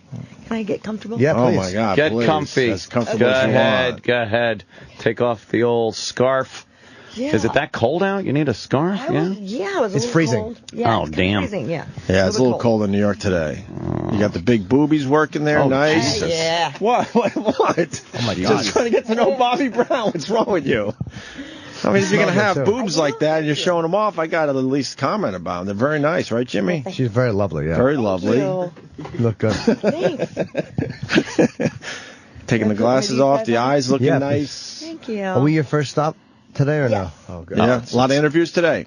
Oh my God, nonstop. Yeah. Really? Yeah. Are you an early Not bird? really. No, Not yeah. really. You do know a lot of guys whacked off to you, right? What? Wait. Well, is that bad to say? With Opie. Does this look retarded? No, No. No, not at all. You look good. You're rocking it. Yeah. you look very lovely. Thank you. What made you write the book? What made me write the book? Well, I had been mentioned in like 13 other rock books, and I thought, that's not really how it went down. Oh, really? Yeah, so I just thought I'm going to do my retort, and from a woman's perspective, and Yeah, their memories were a little different than... well, they do it kind of to serve them. I find that a lot of books are famous people will write a book and it serves them or whatever. And I was self-deprecating. I was, brutal about myself and the truth about everything. How did you get discovered? Let's start there. I was Miss Teen Louisiana. Nice. And went to the final, Miss Teen USA, and I got in the top 5. I was number 2 in the nation, and I said, my question was, what do you want to be when you grow up, or whatever, and I was like, I want to be a model. And I had some calls and went to L.A. after I graduated high school and kind of took it from there. Wow. Yeah. But what was the first thing you were in that people knew you from? When you hit L.A., I guess. The first week I got there, I booked a rock video for Hurricane. It was, And then shortly after that, I was Star Search winner. I didn't win the final, but I won 13 times in a row, which is more times What'd than you anybody. do? Spokesmodel? Oh, right. The spokesmodel competition, yes. Oh, I remember that. What does the spokesmodel competition do? I always watch the They contest. would bring him in and out of the show. It's like, can you read a teleprompter? And now... Yeah, you just look good. Yes, we'll be back with more Star Search after hits. No, I mean this. Yeah. Yes. So you looked good and you read a teleprompter. Okay. Yeah. And you got hit on by Ed on the spot. Did Ed try to bang you? Ew, I don't know if I would take it there, but he was definitely very flirty, Yeah. Who could blame him? He was hoping. Yeah. He was hoping for something. How does Ed flirt, though? With the same line over and over, that's like a lazy Susan, talking about the stage, how it would turn around, and every time. Oh, wow, that's hot. I've done this 13 times, I hear the same. Yeah. You're not going to get a girl by saying lazy Susan. No, not at all. Oh. And I didn't even know Smell what that my was. nose. It smells like Johnny's ass. Yeah, it was pretty gross. But and then he also tried opening the door of his dressing room naked. So. Oh, wow. Wait, you're walking by and he opened his... stuff like that. Okay. Stuff like that. Hold on a second. What were you doing when he opened his dressing room door naked? Trying not to throw up in my mouth. Oh, really? Yeah, it was pretty, I was just like, Wow. Walking, yeah. Ed looks like he would probably be all bag. Ed looks like he would have just big balls and a relatively small micro penis. Like tube socks with rocks in it. It was big bag, yeah? God. One of those and with a mushroom cap. Oh, shit. Boy, He had a mushroom helmet? Nice. Micro penis. It was pretty, yeah. Yeah. What did you do? Did you say anything to him? I was horrified and kind of just kept walking. It's a different world back then, though, because there wasn't all these sexual harassment suits and stuff like that. Yeah, You no couldn't go to human the resource tabloids as department. much, yeah. Yeah. No HR. Yeah. To get away with that. Yeah. Can you imagine? What We was call it the good old days. Right, the good old days. What was the implication? That he wanted to sleep with you before the show? There was no implication. He was just all like, hey. And you're just like, wow. Make him believe. Whatever I wanted. Yeah. Whatever you wanted. Make him believe you weren't walking by at that moment Yeah, when he something opened the like door. that. That's what I think. What a creep. Wow. Yeah. Yeah, so then, all right, you're doing all this stuff, and then what was the first, big video that got heavy Cherry rotation? Pie. It's got to be Cherry Pie. Was it, or was Actually, it no, Great it was White? Great White. Yeah. Wait, Great White was before Cherry Pie? Yeah. As far as the videos go? Yeah. What was the song? Once bitten, twice shy. Yeah, once bitten, twice shy. I remember that. Oh, okay. Oh, that's when I was in love with you. Yeah. you. You came out with that halter top thing on. With I was your like, girlfriends. Jesus H. Yeah. Christ. That's an attractive girl right there. Joining the party. Yeah. They come sliding in toward the microphones. Yeah, and singing. Yeah, exactly. Roll. Oh, believe me. One's ingrained in my head. I didn't like that. I thought the outfits were very skimpy and revealing. I didn't care for that at all. Really? Yeah, I know. Yeah, that was a good one. I'm gonna give you that. It's kind of hard to become like a famous video girl now because videos are not what they there's no central place. Yeah, really. no one watches them anymore. It's not the same, yeah. Well, the videos do really well on YouTube, actually. They are watching the videos. Oh, yeah, I guess so. But MTV is not, it's not MTV era anymore. Right, where everybody's watching the same stuff. Yeah, there's not too many choices. Community of watching that happen. There's plenty of videos to watch on YouTube, but you're not all watching them at the same time and like, oh, did you see that one? Remember they used to do the world premiere? Oh, yeah, it was a big thing. They'd do that whole setup for it. Yeah, it was like weeks they'd be going, and remember next week, we got the world premiere. Exactly. The new Kip Winger video. Exactly. Oh, boy. Yeah. Did you ever fuck him? No. Just figured it'd be a pertinent question. No. How long did it take you to get after Cherry Pie? What happened? The video premieres. God, it kind of blew up. That was the one. It was that was the number moment. one for 8 months or something. Yeah, crazy. Yeah, it was. That was all because of you. In heavy rotation, they said. Yeah. So it did really well, and my career did really well, and kind of took off from there. Everything was Cherry Pie, everything, Yeah, you were. It wasn't even like you were just a little bit player in the video. I had no prominently idea featured I was there. Be in that video that much. I was actually shocked. I was in it as much, if not more, than the band. How'd you get the video? Yeah. They knew you, or did you just audition for it, or? I guess Jani was watching Star Search. That's when my Star Search was going, and he called his agency and said, "I want that girl in my video." Yeah, and I didn't go to the casting. I was like, I'm too hungover. I didn't go, and then they called and said she didn't show up, and so then I went the next day, and they were like, "You have the job." So. Wow. Yeah, it was pretty easy. Did you start dating him right away? No, I had a boyfriend. I was with Matthew Nelson at the time, and who's that? His grandpa was Ozzie and Harriet. Yeah. Oh, wait, you went out with one of the Nelson? Mm-hmm. No kidding. Yeah. Wait, Gunnar and Matt, right? Yeah. Okay. I went out with Matt. They showed up at my Star Search, and they were wanted to meet me at the Star Search show, and that's when I started dating him. Did you tell them apart? Yeah. Star Search is like fucking Match.com for you. Holy shit. I think just walking the street is Match.com for her. Yeah. Are you kidding me? Everyone's trying. Well, back then, I guess I had it going on. I don't know. You still got it going on. Thank you very much. Absolutely. Yeah, I could tell them apart. One was kind of the asshole. And the other wow. one, Really? And Matthew was the nice one, yeah. So. Why was the other one an asshole? He was the more, upfront, kind of aggressive, you want this shit kind of thing, you're like, ah. And I had just broken up with an asshole, so I was like, I'm going to go with the nice guy. So I dated Matt. And how did that go wrong? Or they kind of blew up. Their career blew up, and he got too big for his britches, and he became an asshole. Well, yeah, he might have became a little bit of an asshole, is what you're saying. Yeah, and then Gunnar kind of controlled him, their career, he kind of ran it because he was the aggressive one, and I was bad news for him, so he made him break up with me, I guess. I don't know much about the Nelsons. They don't sing Garden Party, do they? Who sings it? No, that was his dad. It is the father. Yeah. Okay, yeah. Yeah, what'd they do? They did all right. Ricky Nelson. Their first record was what they did well. They did pretty. Yeah, They had a couple hits. After the Rain and Love and Affection. Right, you would know them if you heard them. Yeah. Okay. I wasn't a big fan, to be honest with you. Yeah, it was definitely him. It was one of my favorite lines on Beavis and Butthead, though. What? They were like, "Who are these chicks?" Totally. So then you go with Jani Lane after that? Yeah, he found out that we broke up and called 4 minutes later, literally, and so we started going out. But he had already been on Howard Stern saying he was going to marry me one day when I was still with Matthew, and I was like, okay, that was pretty ballsy. And, did you guys have vibes before that though? There must have been some kind of flirting. He had vibes. I didn't have vibes. I was committed, but Jani was definitely sending me flowers to the set on the Cherry Pie video, and would show up at my apartment with my roommate, hey, what are you doing? I'm like, well, that's wow. kind of creepy. Yeah, so I told him, I have your number. I'll use it if I want to. He said he was devastated when I said that. Oof. So. But then you guys fell in love, obviously. Yeah, for a while there. He gives every stalker hope. Right. Because, like, we're always told, like, shit. no, but that once in a while you hear that works with a hot girl, the guy shows up. It helps if the stalker's a rock star and not living in his mom's basement That's reading true. Catcher in the Rye. Oh, my gosh. Yeah, that's true.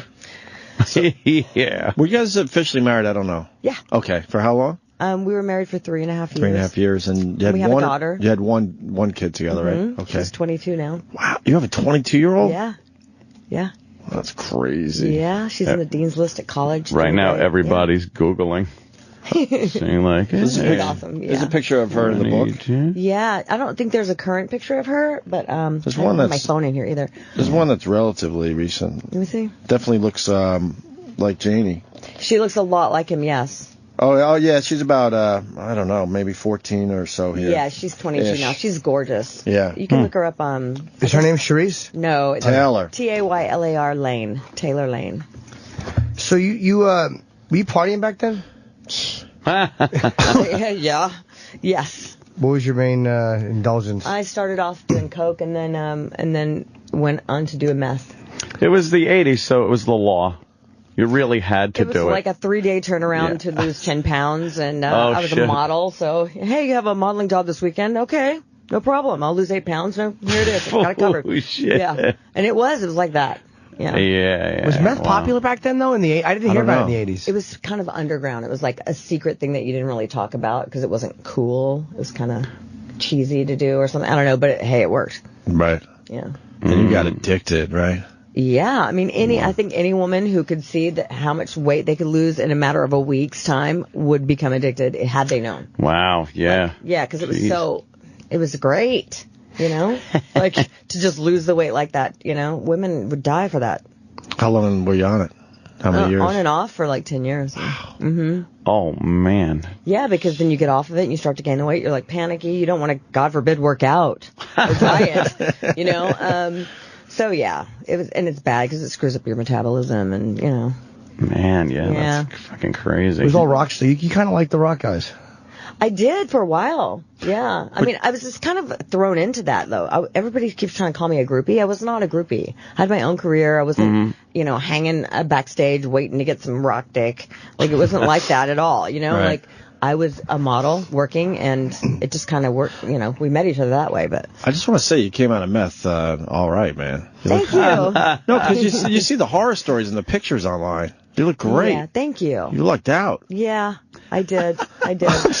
You wear meth well. Well, thank you. No, I mean, you've seen the pictures though. Like, hey, kids, it could ages work for and you. Takes your teeth and. Look, no. Yeah, it's pretty bad. Yeah. It's pretty How bad. were you doing it? Smoking it or? Snort? Both. Whatever it took. And I didn't shoot anything. No, by any means. okay. No, I'm not needles ever. Hate that. But yeah, smoked it, snorted it, whatever. Meth is pretty brutal to snort.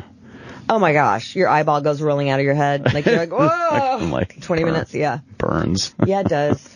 I didn't even know I was doing it the first time I did it. Like, really? They didn't tell me. And I was like, what the hell was that? I Never thought it was understood Coke. doing drugs when you don't know what they are. When someone goes, here, take this, and people just pop it in their mouth. You just assume it's all right. Yeah. It's called having a problem. Oh, is that it? Yeah. I didn't think that was. Are you clean these days? Yeah. How long? I'm not one of those who are all like 18 days for, I don't, it's been so long that I don't do that. I mean, I still drink every now and then. I'm social, whatever. A little weed every once in a while? Social, whatever, like I said. But nothing runs my life anymore, so. You're not doing hardcore drugs? No. Did you date DiCaprio? I read a little bit about that. Or was that just a... That was just a hookup. It was just a hookup, and, I mean, he was young. Basketball Diary time, right? Yeah, he was 21. really young. He was 21 when he made Basketball Diaries. Okay. He was really young. I was like... I hear he has a big piece. Why? That's to what me, at the time, it was big comparatively to his little 19-year-old self. And plus, now it could be totally different. Who knows? Well, he has put on a couple of pounds. It might look know a what I'm little, saying? Like, a little different. It might be different. Sure. Yeah, that was a long time ago, too, so... Well, the part that was interesting to me was not his big, delicious penis. It was the fact that he wanted you to put a condom on him for oral sex. Yeah, it was weird. What the hell's that about?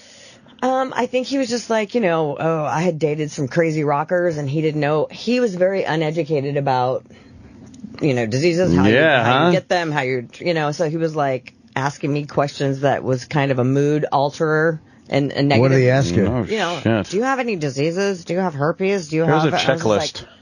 Wow, this isn't usually part of the foreplay, but, and then he wanted me to put a condom on. I was like, oh, I've never done that before. I wish I fucking loved her. What a great attitude that is. I love her. Yeah, never did it before and never will again. So there you go. Oh, you like it raw? No. Who doesn't? It was awful. Pretty gross, yeah. It was wow, that's so fucked up. So did you put it on for the oral sex? Yeah, I tried it. I was just like, yeah, why not? I'll try it, sure, whatever. And it was rancid. It was bad. Did he finish, though? Was he able to, or no? No. Yeah, that's hard with You it. gotta read the book. Do that. Yeah, there you go. But you have to, it's like, even if I knew the answer to certain things, you still, I didn't finish. I wasn't about to finish with it like that. I was like, ugh. Would you take it off him? That's terrible. I got off him, period. I was just like, yeah, this isn't working out. There's a lot of great stories in this book, by the way. And I have like two more books worth of stories. Really? There just wasn't enough. Let's get this one sold, and we'll move on to the second one. Yeah, right. No, I have lots of great stories. You and Pamela Anderson. Yeah.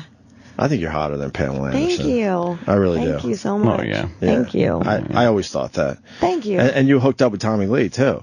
Yeah, we were engaged. Right. Jesus. Wait, were you with Tommy before Pam, right? Yes. Okay. Yeah, I introduced them. And then he blows you off for her? Kind of, yeah. We were breaking up, and she came around to, right around that time. And so, 4 days later, it was kind of like he was giving me a play-by-play, kind of going like, I'm going to go, fuck Pam, I'm going to do this. And I'd be like, fine, you guys deserve each other, whatever. Like, I was trying to be cool about it, but little did I know they were going to marry. Wow, yeah. Like, that was pretty devastating for me, but. You really loved him, huh? I did. Yeah. Mm-hmm. He was nice to you, or was he abusive, or a dick? He was all of the above. Shit, really? I mean, but, it was not until the end was it abusive or, but he's for a rock star, very insecure, used to be very insecure, but all of them were, actually. It's really weird. You would think that they would have such confidence because they have so much going for them, and they're probably the most insecure people I've ever gone out with. Wow. That's so needy. So needy. It was weird. Well, maybe also when you're on that level, you're used to dating girls that are totally submissive to you, and then when you have somebody else who has their own career, it might be a little bit harder. A little intimidating, right? They hated me having my own career. They both wanted to try and stifle the career. Why is that? Probably for the reasons you're saying. Oh, because it puts you in touch with other people on their level, too. Yeah, they just didn't like that I had my own shit going. They wanted me to just follow them around. Be dependent on... Yeah. I hated that. And then you and Pam just never got along.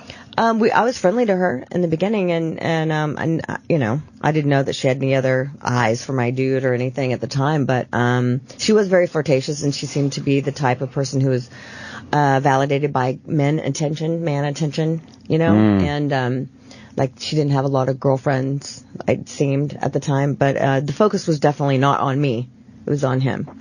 So, that could be different now. I don't know her personally that well, but yeah, they got married 4 days later, so, I probably not wrong. 4 days later? Like, he and I broke up. They met, and she tried to come around and hang out, and it was probably like a month or so, and then we were kind of breaking up, and then he followed her to Cancun. I moved out, and he followed her to Cancun, and within 4 days, they were married. That all went down 4 days after you? Yeah, after our final breakup. Shit. Yeah, it was pretty devastating for me. I have to say that was the downward spiral to my addiction. And that was and that was a huge story. Obviously, we all saw that. I couldn't go anywhere. I couldn't turn the TV on. I couldn't open a tabloid. I couldn't go outside of my house. It was like constant reminder of this blow, this complete, betrayal. It was really hard. And I got down to 90 pounds. My addiction just went spiraling. What were you doing at the time, addiction-wise? Meth. Just meth. And I got, out of control. Did you have the money for it? I mean, it gets expensive after a while. No, I had my own career, I was making my own money, and, I had good money. How'd you get out of the downward spiral? God, it took 5 years to just, let go of the pain of that, because it was kind of like a publicized death or stabbing of, with the back over and over. Just having to see it was just kind of killed me every time. Did you do anything to get back at him? I called a press conference after they got married, and basically for free, didn't get charge any money. I just wanted to do them a favor and let them know what had just happened and where they were and what their room number was and their hotel. And oh, okay. So the answer is yes. Yeah. I did do something to get back at that. Yeah. So I kind of ruined their, honeymoon and their nuptials. So, but I guess they liked it. I don't know. Yeah. Did you know about she says he has hepatitis. I think he says he doesn't, but did you? He doesn't. He doesn't? No, he doesn't. So she lied? I think so. Yeah, he doesn't have hepatitis C. And, and if he did, wouldn't her children? You'd think. I don't know. If she got it from him, okay, and she had their children after they were together, her children would have it. You'd think. They don't. Well, that's like breaking news. Well, I mean, think about it. It's just like logical if you just, you know what I mean? Right. Like work it out. I don't know, but he doesn't have it. Who was your rebound after him? Who wasn't my rebound? Oh, yeah? Like, who was the first one where you're just like, fuck this, I'm going to town? A lot of lucky guys. He was just a model, and he just... Straight? Yeah. Wow, that's straight? fucking weird. Yeah. A straight model guy? Yeah. Wow. She goes, yeah. Yeah, he was straight. I had a lot of, it was kind of like a year of hate fucking. Huh? Nice. Yeah. And then I was celibate for like 5 years. Then I went from doing that to nobody. It's like keeping a Lamborghini garaged. What are you doing? I would just do it to be a dick. Yeah. Like, take them home, screw them, and be like, here's some money for a cab, get out of here. And they'd be you like, gave what? them money to leave? Fuck yeah. Wow. Yeah, I would kick them out, and they'd be like, well, you want this. I'm like, no, get the fuck out. Oh, man. Any tears? That'd be funny. Guys like, come on, I love you. It was really weird. Yeah. Put the stiletto heel in his mouth and go, get the fuck out of my house. And then I wouldn't speak to them if I saw them out. They would be like, hey, and I'd be like, I would just ignore them. It was awesome, I guess. It was just my hurt. It was my pain. I was just trying to inflict pain on everybody. And then celibate for 5 years. Yeah. Wow. Then that was weird. Then I got like, skin starved. I didn't know, like, when I really wanted to have sex after the 5 years, I was like, what do I do? I felt retarded all over again. Wow. Yeah. It was scary, nervous, yeah. Did you see the sex tape that they put out when Tom did? I? Oh, you did watch it? Did I? Well, you gotta read my book. It's, it was a joke. It was a running joke. Every party I went to, they'd be like, oh, I'd go to the bathroom and I'd come back and it would be on, like in the background. I'd be like, oh wow, here, it's that thing. We showed it at Thanksgiving. We showed it at Thanksgiving dinner one year. Yeah. It was awful. We had a showing, a family showing. I love you. I love you. I love you. I was like, oh my God, I'm going to be sick. Yeah, I wouldn't like that in bed either, actually, hearing I love you. Like, all right. Yeah. Like, come on, right, dude. enough of that shit. Yeah, she writes about that in the book. Dirty Rocker Boys, Love and Lust on the Sunset Strip. Yep. Yeah, you do you are fairly detailed. I am very detailed. And you said, I like the fact that you threw it. I think Tommy, you're still a little annoyed at, because you threw a good jab at him about Tommy thought he had the biggest dick in Hollywood, and then you said Leo, and you were like, good. Leo might be bigger than Tommy? Wow.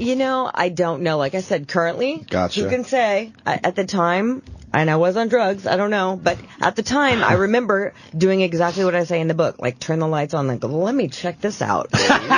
Like, whoa, what because I wasn't expecting that at all, So I was like, wow, okay. So, yeah. But, I mean, who can say? He might have grown into his girth. Sure. I'm not sure. I don't know. Like, a tiger cub's got them big paws. Yeah, you never know. Or, like 10-year-old kids have the really big teeth and ears. There you go. What are you going to do? Fair enough. I don't know. You said no one wore rubbers back then either. None of the rock stars did. Yeah, rubbers weren't fun. I don't think they are even still, but like, yeah. Terrible things. Yeah. Let me ask you, were you on the pill at that time or no? I was on a shot called the Depo-Provera shot. Oh, that one. It makes women crazy sometimes. My ex-husband used to say it made me a really gnarly bitch, but I just thought I was already, so I don't know. What's that, 5 years or something it works for? I was on it for like 11. How many times do you have to get shot? Once every 3 months. Oh, that often? Okay. I'm thinking of the thing that gets implanted. Yeah, they got those implant things. They're like, it looks like there's little wires under your skin or something. That's crazy. No, this is a shot in the butt every 3 months, and a woman get no period. It's kind of awesome. Wow. Yeah, do you have a tampon? No. I don't. That's a pleasure right there. Yeah, sure. It's kind of a plus. Anytime. Yeah. So when did you mellow out? Like, what mellowed you out? I don't know. Am I mellow right now? Well, no, but I mean like in the lifestyle wise, like as far as partying so much and just, well, you found balance, obviously. Yeah. You're not doing the crystal meth and, you know. Yeah, I wasn't going out. Yeah, God, it's been a while. I don't go out at all anymore. Like, No? So, I was just telling my manager, Lorraine, I was like, you know, I don't know if somebody could pay me, because some girls were coming into the hotel just getting home or just getting in. It was like an hour ago. Walk shame. Just all like, whoa, you know, and I was like, wow, I don't think anybody could pay me to do that anymore. And I went, well, maybe they could pay me, but I don't know that I'd enjoy it. Yeah. You know, but yeah, I haven't done that in years. Wow. Have guys offered you money? Offered me money to what? Well, you know, have they offered? I'm not saying you take it. Yeah, I used to have, but you know, I was too proud back then. I was like, I don't need your money. Yeah, I look back on that and go, well, maybe I could have reconsidered that, but I never did. Are you married now or dating? Or? No, I'm single, divorced for a long time. Haven't had a boyfriend for a while. Yeah. I don't really get hit on, honestly. I get hit on online, but like, what's that? Why do so many beautiful women say that guys don't even hit on them? Why? I don't know. Are they just scared or just assume that you gotta be taken? I don't know. Honestly, I don't know. I mean, it's probably that. It's probably they think you're taken, or they think like there's no way there's something, you know, that she would go for me.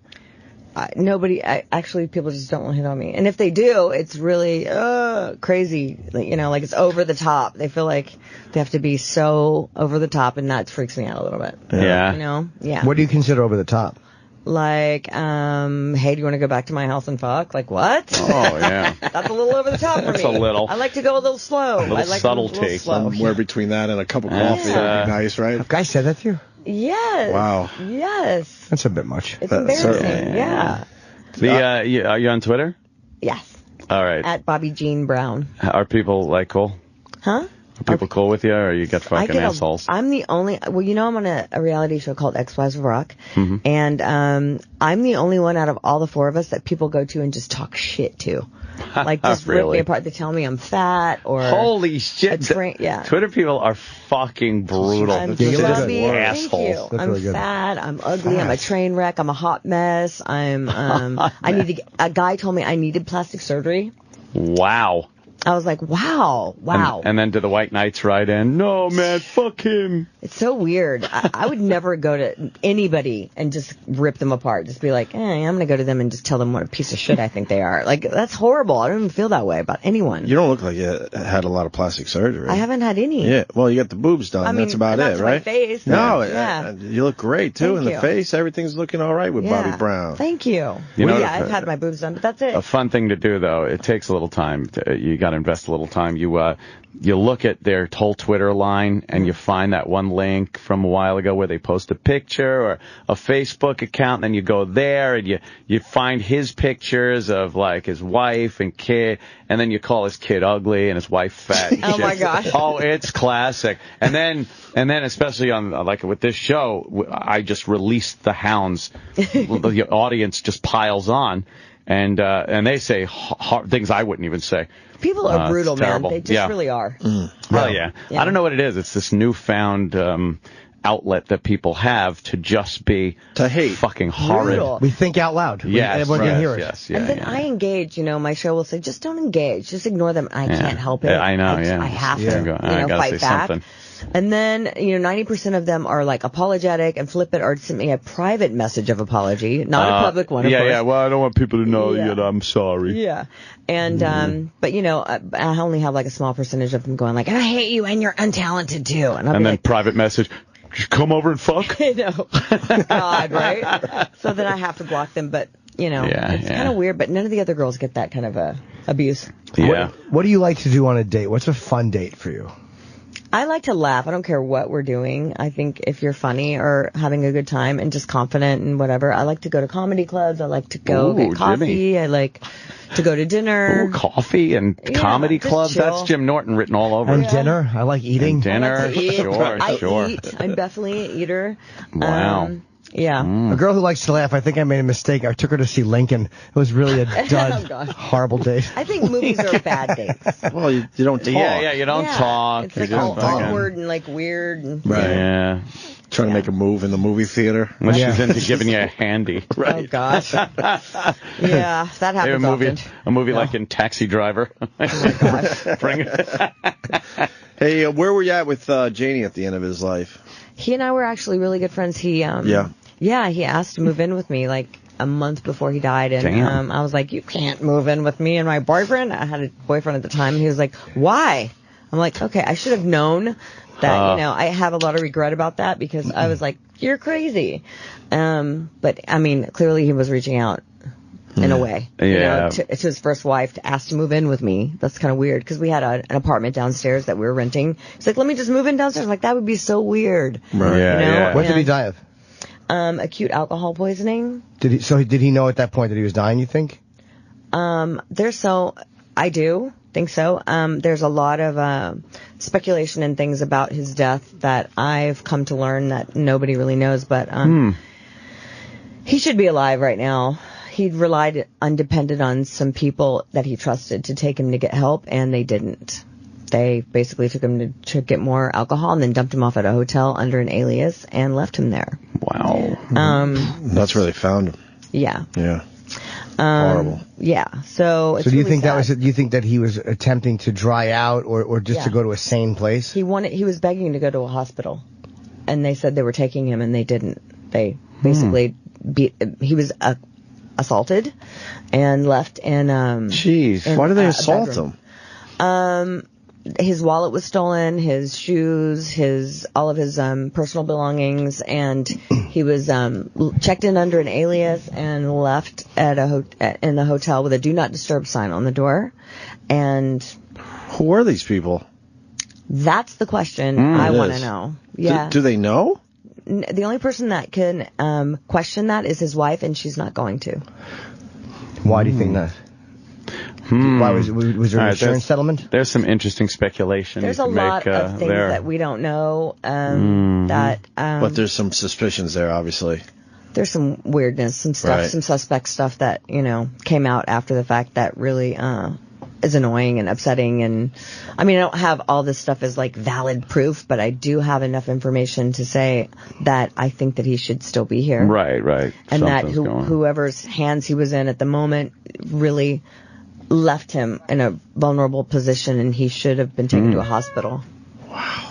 Damn. Yeah, and I'm saying that. I'm probably going to get in trouble for saying that. No, but you're just giving an opinion. No. It is. I honestly think that if he'd have been in someone else's care, that he would still be here. Uh-huh.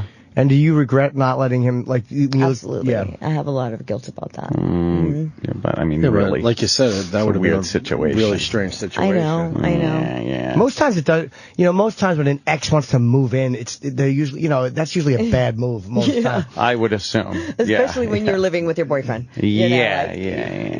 That would have been difficult for him to try and manage. But I can't blame the boyfriend for not wanting the ex-husband rock star to move in. Of course. Yeah. So crazy. Yeah. Wow. It almost never happens where the person is reaching out. And who knows, if he would have moved in and then died, then you would have felt completely guilty, like I shouldn't have let him because he moved in. And but he probably wouldn't have died because he would have been in my care, but that would have been a lot of care for me to have to deal with, Right. It would have been a lot for me. Who knows? I mean, coulda, shoulda, woulda, I just don't know. In hindsight, of course, you could beat yourself up, but I mean, it's really kind of silly. Yeah. You can't. So. Wow, that's something. Heavy. Any of that in the book?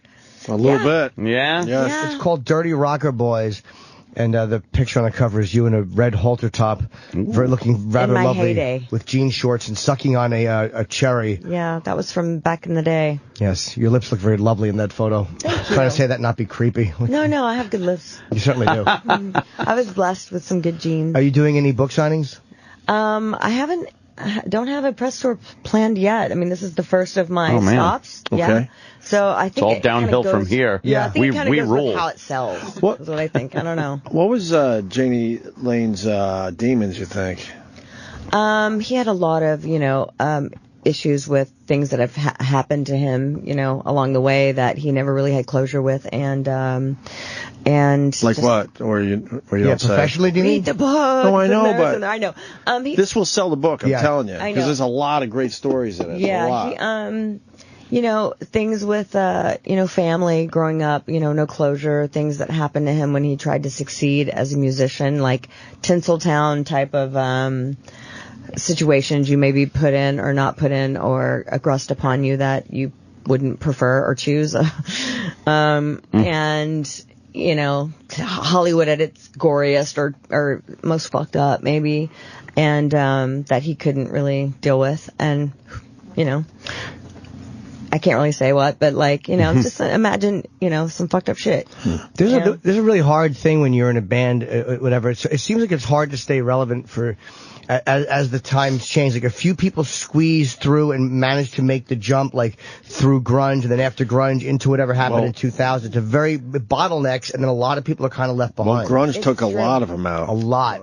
I mean, destroyed a lot of careers. It really did. I mean, it totally changed that entire decade of, you know, rock and hair metal and whatever. I mean, as soon, like, I even say it in the book, you know, he saw the writing on the wall when he went to his label, and the Warrant poster was removed and replaced with Alice in Chains. That's a famous story. Yeah, and he was just like, I remember him coming home just going, wow, like, it just was, you know, Just hit hit him him. like a ton of bricks, like, here it is. And it was over for those guys within a day. It was unbelievable how It fast was like the music. overnight. It was unbelievable how fast the music changed, because I was just doing rock radio at the Crazy, time, right? and all that stuff we were playing, the hair bands. Yeah. It just And then it went felt to grunge. It just felt like out of place, like instantly. Yeah, it was weird. It was like overnight, literally. Unbelievable. Yeah. But you need a little bit of time, and then what happens is a resurgence. Oh, they came People back get a few of the nostalgic in bands. 10 years Sure. usually, and like Sebastian Bach and a lot of those guys are doing great now. They're out doing gigs. You know, It took a while, though. Yeah, it I always think you have takes to a little go while. away. I think you have to kind of go away. Yeah, you got to go away for a If while. you're forcing it on people, they're going to be like, Yep. oh, hell no. And then, Yeah, and then you're yeah. done. If you go away and then come back, I feel like that's the It best. needs an element of nostalgia to Yeah. it. Or grow a little bit and change. Like Metallica cut their hair, and it might sound like a big deal, but it is a big deal. It was a big switch. All of a sudden, there was something different about the band. It just felt like a little bit different and newer, whatever it was, and the music was still good. Sometimes you got to switch it up a little Like bit. Chris Cornell, he went from that whole grunge hair, you know, I remember, and then he was on Rolling Stone with his, like, new model cut. And you're like, whoa! Yeah, so, yeah, I think it is important to change your look and your style and your, in every way, I guess. He's got an amazing voice, Chris Cornell. Yeah, he really does. Jeez. Really, really does. Very talented. He is talented. What a talent. He is so talented. He's a performer. He is. He is. I saw him live. He was really good. Yeah. Well, the book is called, like I said, Dirty Rocker Boys, and it's good. I flipped through it. I didn't read the whole thing because I just got it yesterday. So we have a crack team here. Yeah. But I think we got it done, though. We got yeah. some good stories out of Bobbie Brown. Yeah, I got some good stories. I like the fact that you talk about people honestly. You're not killing anybody from what I read. I mean, No. I just like, no one talks about that stuff. They're always too vague, and not that I need to hear about DiCaprio's penis, but you bet I wanted to, and I'm happy you talked about it. I just feel like, I didn't want to deprive the reader of any of the facts, and I don't make myself glorious in the book. I'm very truthful about, myself as well, and I'm just honest. I'm just honest is what it is. If anything, I don't lie. I tell too much of the truth is my problem. Mm-hmm. I overtell. Oh, Jesus. Yeah, I know. And some good pictures in the book. But thank you. By the way. Thank you very much. It's always nice to know that Tommy, DiCaprio has a really big dick, because you like to see a guy who's got a great acting career and is really handsome have one more thing going for him. It's nothing worse than reading that. Like, you want to hear something awful, like, the great big actors have fucking awful dicks. Like, they come quick. You have to root against them a little bit. Well, seeing you in bed with Tommy Lee, why would he blow that off? That is just amazing. Look at these pictures of Bobbie Brown in bed with Tommy Lee. Well, my God. I was, getting to be a crazy drug addict, and he was he's a cheater, and I was, and he was a little bit physically abusive. I couldn't do that. Wow. What kind of physical abuse? He shoved you, or did he actually hit you? No, he doesn't. He never hit me, but he did like the control thing that guys do, like, like contain you or, choke you and keep you from moving or, doing stuff like that. But I have to admit, I have a mouth on me. And Oh, yeah? Oh, yeah. Get yourself in a little bit of trouble. I'm not. I don't back down. I will fight you. And so I will probably bring out the worst in anybody if they're trying to, you know what I mean? Like, I can say some shit that will make somebody want to choke me, probably. I can imagine. Some old school shit. Yeah. It's like, just screaming. Are you guys friends now? Yeah. Oh, that's cool. Yeah. Yes, we made amends. We're friends. We communicate every now and then. His sister is actually on my show, Athena Kotak. She's Tommy Lee's sister, and she's on XYZ Rock with me, and we're best friends, actually. Did you ever go back to Tommy? For For a little something, something. Just to be silly? A little something, something. Been there. Oh, that means yes. I will say I never slept with him ever again. Okay. I never had sex with him, but you have to read the book because I do. Handy? We do every few years try to reconcile or meet Double up. handy? No, I never even saw his penis ever again. Pink teens for a base? No, I couldn't baseball? do that. I kind of felt like, the one-eyed peg leg pimp down the street had a better chance at getting me in bed than he did at that point. Wow. Because, Gotcha. You know what I mean? Because he was the one that broke me. And there's just no way. I couldn't let myself be that vulnerable again, really. You really want to annoy Tommy Lee? Fuck a comedian. That'll kill him. Oh, man. Why? No, just saying. Jimmy's a comedian. Yeah, just saying. Okay. I went to your left there. Good advice, okay. Yeah, I'm just trying to help. Feet away. Thank you. Just trying to. Yeah, it's not about mates. Of course not. You're healing. Okay. It's not your healing. Hey, I appreciate any help I can get. Well, Bobbie, you got to come back and see us, all right? I would love to. Thanks Bobbie for having Brown. me. Cool. Dirty Rocker, Boys, Love and Yeah. Lust on the Sunset Strip. You can get that book now. Yeah. and I'm surprised no book signings. What's I'm going on sure with that? It's not even out yet. The book's not even out yet. When does it come out? The 26th. But people have been talking about this book for a while. They have. All right, so you'll be doing some book signings. I think so. That's I think pretty it's- obvious. Yeah, we're just in pre-sales right now. Wow. Okay, so you can go up by Amazon and get it. And next Tuesdays, usually they come out on Tuesdays. Next Tuesday, the 26th. So that's when the book comes out. Yep. And there was a huge 3-page piece on it Friday in the Post, Yep. I think. So Yeah. it's getting definitely good press. Yeah. And check out Ex-Wives of Rock on Saturday night. I take a peek every once in a while. Who else is on that show? Sharice Neal and myself and Susan Blue Ashley, she was married to another guy from Mort, and Athena. Athena, right. Who was she married to? James Kotak from the Scorpions. Oh, okay. Yeah. Scorpions! Yeah. James Kotak. Thank you. We're going to Thanks take for a break. having me. Thank you, Bobbie Brown. All right. Stacy Keach next. Stay there. We should do a montage of the first things we say when these mics go on. Oh, that would be funny. Because even after all these years, it's just dumb little noises. Noises. How we doing this morning? Make sure all the tones are there. Let's do it. Let's do it. Let's do it. Yeah. Yeah. Yep. Yeah, you got to feel it out. You're feeling it out. Like, get some lows. Get some highs. Get some lows. Get some highs. Welcome aboard. Welcome aboard. Welcome to Attainable Dating Solutions. Video dating for the unwashed and socially inept. Profile FAT3039. Lady Di. Hey, my name is Lady Di from the retarded Laverne and Shirley. The only thing I love more than the bottle is the dick. I'm looking for a man to go on a cruise with. Okay, a very nice muscular man. Has to be well endowed. Okay, am I doing all right so far? Great. Okay, and to have sex with on a balcony. Yeah. For the right man, I'm willing to give oral on a balcony. Even though it might be against your instincts, I prefer somebody did not throw me off the balcony and bend me over and give me the old hee-ho. I'm into the following things: water sports, ass play. I'd be willing to experiment with toys. Under the right circumstances, I would go both ways. So feel free to bring a friend. Call into the Opie and Anthony Show, 866-WOW1-WOW. That's 866-969-1969. And give me the ride of my life. You think anybody's going to call back on that one? 100%. Call the Opie and Anthony Show today. Lady Di does.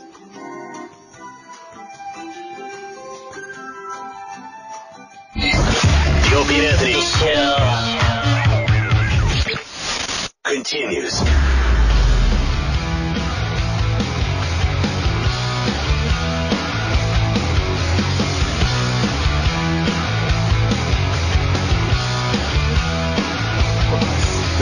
Got Stacy Keach walking into the studio.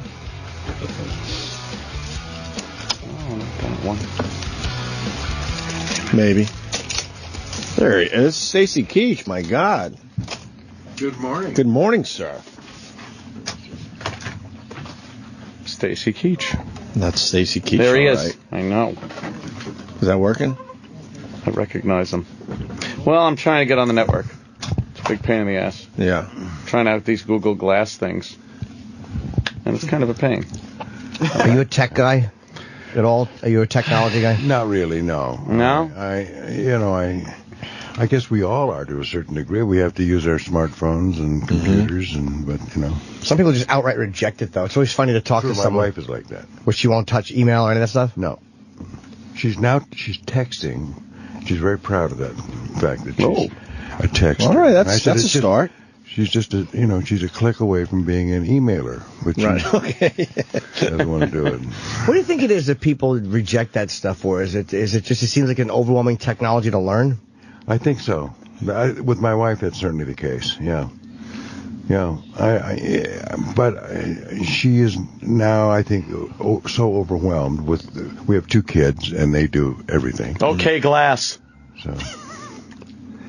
Anthony's looking at us with Google. Take a picture. What have you got there? What am I looking at? Yeah. I'm taking a picture of you. You have one of those. Stacy Keach, I'm taking a picture of you with Google Glass. With Google Glass. Google Glass. This would blow your wife's mind. That's the first time I've seen. Okay, Glass. Yeah. And pretty soon record a video. Yeah, there's gonna be a video he's gonna see of Knuckles getting really close to his eye. Oh, there it is. Look, I got Jimmy and Stacy Keach. Got you both on there. Fantastic. I got to take a look at that. Oh, there it is. Now I could just do an extended video. Oh, there's E-Rock. Here it is. Well, okay. You know what? I'm just going to leave these on for Stacy Keach. That's comfortable. That's comfortable. As I do an interview with Google Glass, I'm just going to hang out. Now, where do you get Google Glass? I don't know. Some guy sent it to me. Oh. It was like, hey, check this out. You can't buy it at Best Buy or something? No, not yet. It's it's still online. In beta. It's still in beta. Testing kind of a thing. You've got to show it. So, yeah, there's a little heads-up display in there. Mm-hmm. And one eye, which is a little uncomfortable. Yeah. To look at. From this point of view as well. You look strange. With or without these on, I look strange. We thought you were losing your mind. No, I was talking to my Google glasses. Cheers to Google glasses. So Stacy's got a book out, of course, and this is you, huh? Life on and off the stage. Yes. And this includes Alec Baldwin forward by, and this includes like everything you've done, television shows, pretty much stuff. Yeah. Because I remember Kareeb. Oh my God. That was one of my faves back when I was a kid. I used to watch Kareeb. That's really going back. That is going back. That was fun. That was a fun I like show. those shows from back then. They're kind of playing now on certain channels. You get some of the older shows. Quinn Martin. Yes, a Quinn Martin production. Yes. Always had the Act Streets of One. San Francisco. Streets of San Francisco was one. Barnaby Jones. Barnaby Jones, the geriatric gumshoe. Yeah, that's right. Yeah, absolutely. My brother named after Quinn Martin. No kidding. We were a TV family. I got a brother named Quinn. Be darned. Yeah. And not one named Martin, though. Not Martin, though. We didn't like the name Martin. They liked Quinn, though. Yeah, that was... And Darren for Darren Stevens. How about that? You got a Darren, too, right? Yeah. It's okay. All right. I don't blame you. Just useless information. We were named for films in my house. Oh, yeah? Yes, I have a sister. Her name is Twinkle Twinkle Killer Kane. No, you don't. I know. Yeah, good try. Okay. What was the rename of that movie? The Ninth Configuration. Why did they rename it? You know, that's a good question. You'd have to ask Bill Blatty, but I think it had something to do with the fact that, by the way, he wrote the screenplay before he wrote the book, which he did for The Exorcist as well. That's weird. Yeah. Isn't that? It's very bizarre. I didn't know that. I didn't either until he told me. But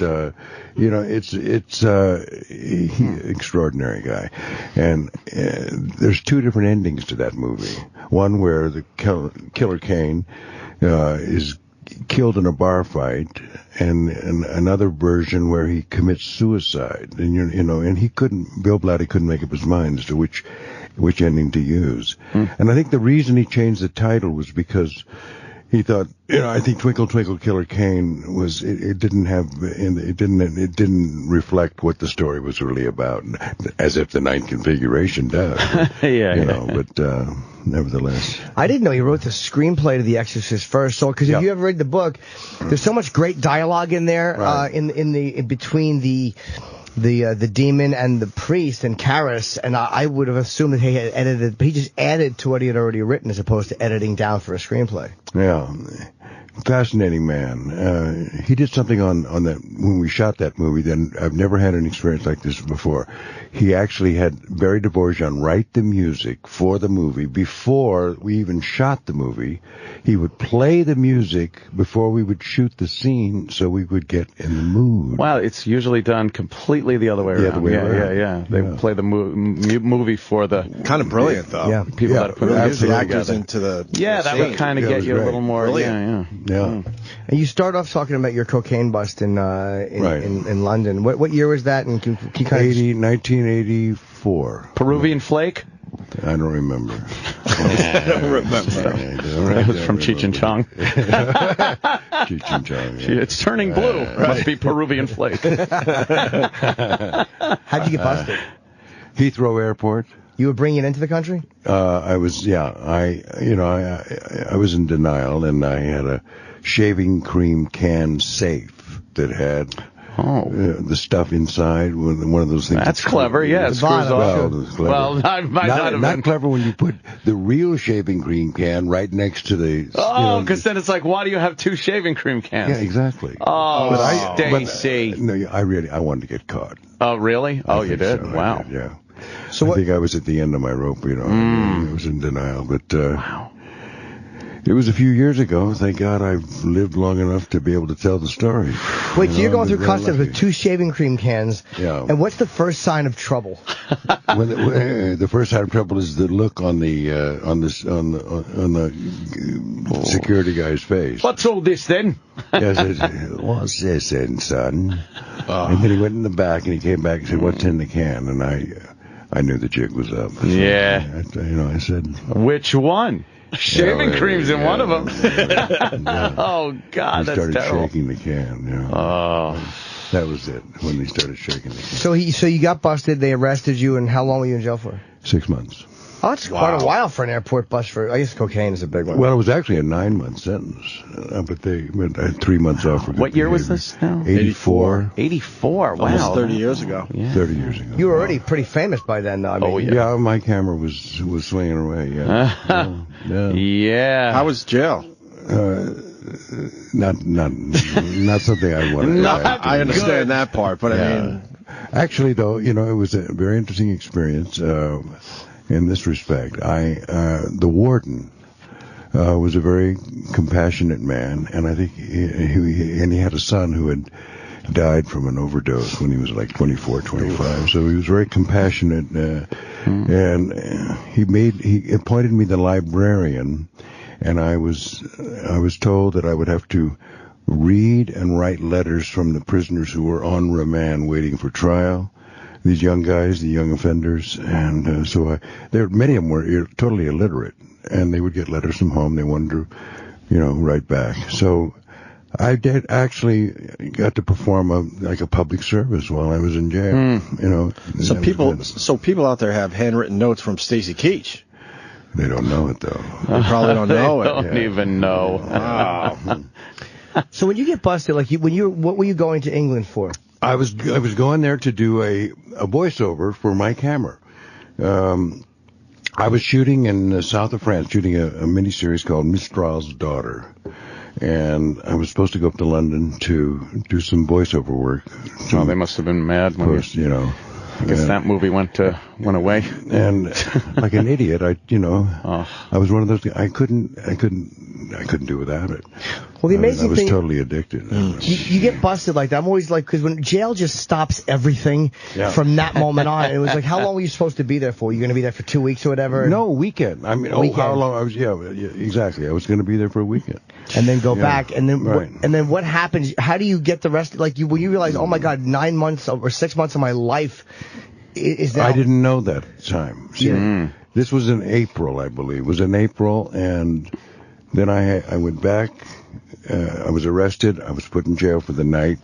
They bailed me out, and then I went back to shooting Mistral's Daughter, and trial was set for something like 5 months later, 5 months down the road, and I was told that I was just getting a slap on the wrist, and there was, And that was it. And they let me go. Why'd you go back, though? You could have just came back to the States. They wouldn't have extradited you for a little Well, because I wanted to face the music in this respect. I wanted to go back to England to work, and I pled guilty. I mean, I was an idiot. Did they make an example out of you, you think? Oh, absolutely. Wow. Yeah.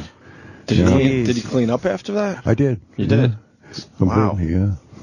Drinking or two? Everything. Huh?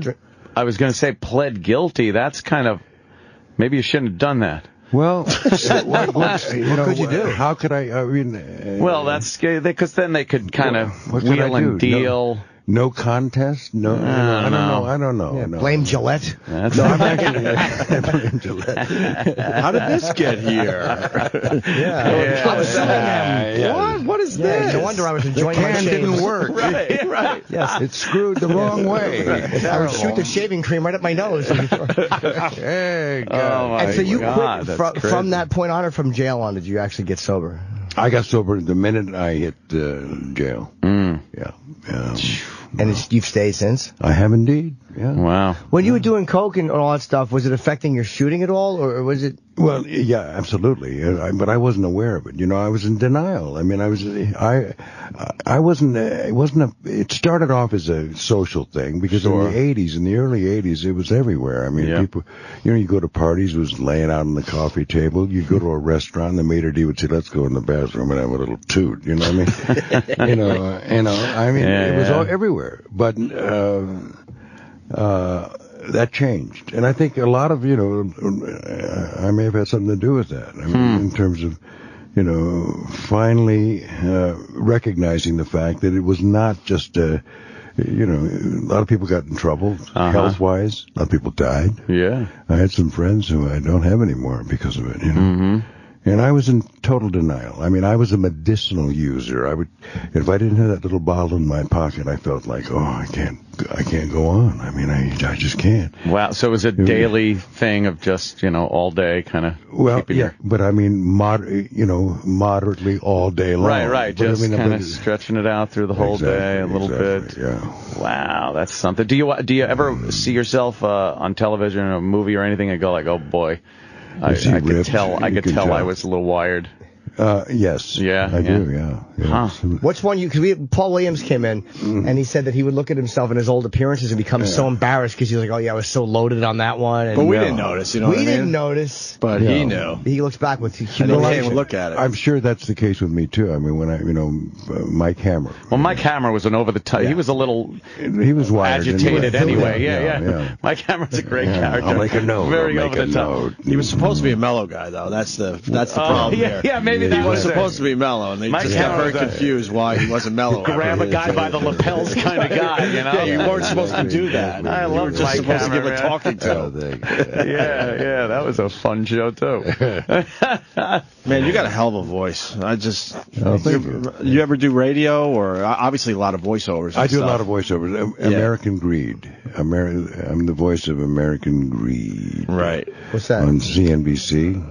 It's a 1 hour show about guys like Bernie Madoff and other fraudsters who scam us. Yeah, there's a lot of your voice is perfect for those crime shows, and I'd like you to narrate my life story. Shows. He'd be perfect. Can you say? And he thought it was a woman and realized it wasn't. And he thought it was a woman and realized it wasn't. And then you have to pause and say, and he went through with it anyway.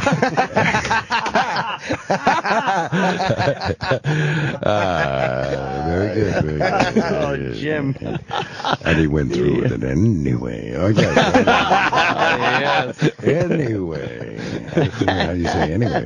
So much of those, like when you watch like a documentary or like who I think Paul Winfield was doing those, the whole City Confidentials. Right. You don't realize how important the voiceover wrapping around it is until you hear it done poorly, and you're like, oh, this is kind of cheesy. But when you hear it done right, it just kind of takes it for granted. Effortless with Stacy Keach. Amazing. Really. Well, thank you. Well, I talk about it in my book, All in All, which just hit the stands, and I'm very happy to say, and I'm very, very pleased I got a chance to live long enough to write it, you know what I mean? Yes. Yeah, so there you go. And so you're friends with Alec Baldwin? Yes. And I'm very sorry about all the things that have been happening. The recent controversy, yeah. That's got to be great. You're out plugging the book. It's like, oh, Alec Baldwin. It's like, thanks, Alec. Now I got to address this shit. But he really, it's perfect though, because it puts, he really gets bothered out there, though. Well, listen, I've seen it. I can't imagine. He's a wonderful guy, and he's very protective of his family, and I can appreciate that. Mm-hmm. Absolutely. It doesn't excuse what he said, but he apologized. He did apologize. He apologized, and you know what? Life goes on. I don't like in this day and age that things are completely taken without context. So if something is said, it's taken at face value. Let's all be honest. As men, you go out there, you get angry at something, you blurt stuff out. Right. It doesn't mean literally what you're saying. It means you're angry, and for years that's the terminology that was used for, calling someone an asshole or something. Well said. No, that's exactly. I think that's precisely where it was. And I think that's what it's. And then the apology doesn't matter anymore. It's they want your job on top of it. Oh, I know. It's we talk about this every day, Stacy. We're not going to bore you with this. It's one of our rallying. It's one of our go-to. Well, good. I think it's good. No, because every day. About it. Oh God, every day there's one out there that we talk about. This weird political correct place now where, like Opie said, not only do you have to apologize, but you have to lose your job. You have to. But they won't take your job until you apologize, and then they're like, okay, now that you apologize, now we're going to take your job. Well, it was like that whole thing with the Miami Dolphins a couple weeks. Exactly. Very similar situation. Again, taken out of context. It's got to be put in context of, here's a locker room atmosphere. Locker room culture. Very exactly. Different. Totally different. Guys, I mean, this isn't something new. It's been happening for years like that. Do you get tired? I mean, you're like an old school guy. You're a fucking man's man. You must get tired of this. Like, how annoying do you find this culture the way we're behaving? It's just irritating. It's very annoying, but I don't know what's the solution. Yeah, exactly. I guess just talking about it as we are. Talking about it, and then it's all cyclical. Occasionally it'll move back the other way. The solution is people got to push back more, Stacey. Yeah. You see it on the news. These guys know it, but they just still play it out. Yeah, the media. Because they're looking for their headlines. And the news is ridiculous now. And their audience, but... It's no... but you got to love Rob Ford. Walter Cronkite. How great is this Rob Ford guy? The Toronto mayor? The Toronto mayor is a lot of fun to watch. Oh, my God. We love him. We love him. Well, we absolutely love him. I'm sure, he's out there. This guy could have used your shaving cream can. I'm not an addict. That's different. I was, But isn't it funny to hear somebody talk about smoking crack and then acting like the press is irrational for suggesting addiction? Right. That's true. That's when we might see it the press's way. We're not unreasonable. But... Yeah. That's fantastic. And he's trying to claim he only did it once. And our thought is the people that did it once are the ones that die from it. No one's ever smoked crack once. Right. I doubt Well, it's like the old days. What was it? I didn't inhale. Yes. Bill Clinton saying that. Yeah. But he really thought that was going to work. To say that he didn't. It kind of did. You got elected. What? You don't know what you were missing. Right. Yeah. What are you doing? Hey, by the way, book signing this Friday. I don't want. What do you want? The 22nd. Is it this Friday? Today's the 19th. Next Friday, a week from Friday. What day, Jimmy? It's at Barnes & Noble's, November the 22nd. If you want to meet Stacy and get the book signed. November the 22nd? In Calabasas, California. Hold on, that's Friday. That's, a week from Friday. From Friday. November 22nd, you're saying? Is it this Friday? It's Friday. No, it's this Friday. I'm sorry. I'm sorry, yes. In Calabasas, California, where I live. Okay. Yeah. Oh, that sounds nice. Also, the DVD of Disney's Planes is coming out this week. I play Skipper. Your voice is in that. Yeah, I play Skipper. I got a 3.5-year-old, so I'll hear you about 1,000 times. So fabulous. No, it's not fabulous, Stacy. It's not fabulous for the parents. No, it's fabulous to see it once or twice, maybe 3 times, but not 1,000 times every time we go down to Philly on a car ride. I like that idea. See? Patton Oswalt's a friend of ours. I can't stand his voice because of Ratatouille. Okay. Okay. Yeah. But I'm very happy that's out on DVD for you, sir. Thank you. Yeah. Okay. And you'll enjoy it. You will. I promise. I honestly haven't seen that one yet, and we go to a lot of the kids' movies. So it's like Cars in the Sky. Yeah. Cars in the Sky. Sure. Did you see it? No. No. But I heard that. Yeah. Yeah, I play Skipper. He's the mentor. He teaches Dusty, a crop duster played by Dane Cook. Dane Cook, right? Yeah. To overcome his fear of heights and win a race around the world. And what type of aircraft are you, sir? I'm a Navy Corsair. Oh, back like Baba Black Sheep. Yes, indeed. Back again in the same time as like Karib was on. We had Pappy Boyington and Baba Black Sheep. That's it. And occasionally we'd see you all together in Battle of the Network Stars, where you'd all get together and fight each other. Stacy Keach didn't do Battle of the Network Stars. I did.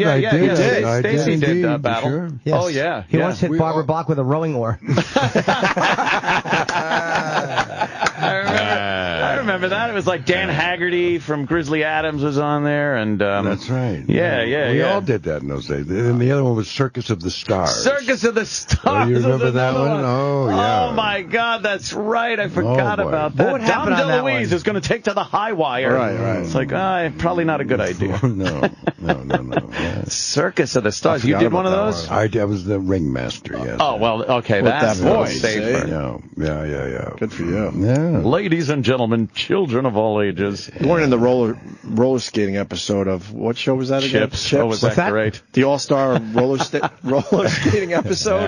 No, I don't remember seeing Stacy Keach. I remember seeing the cast of 8 is Enough. It was a extravaganza, man. It was an all-star cast. Yes. I guess Ponch and John were doing some charity event. What show? At a roller rink. Chips. What's that? Chips. Oh, Chips. Eric Estrada. Eric Estrada. Yeah. And it was a charity event, and they had like all the celebrities at this charity event. It just happened to be all the people that were on all the shows that were also on the same network as Chips. But they were all forced to do this, obviously. Yeah, we all did it. They were forced. It was. So it was a special. It wasn't a show. They were special. No, it was the show, but it was a special episode of the show because it had so many. What show though again? Chips. What's that? Yeah, Chips. Eric Estrada. Eric Estrada was on Chips. We did our first movies together. Oh, really? The New Centurions back in the day. The New Centurions. Yeah, it was Joseph Wambaugh. It was George C. Scott. Oh wow. Wow. Yeah. Who'd you play? I played this young cop. Roy Feller was his name, who gets shot at the end and he gets killed. Oh, spoiler.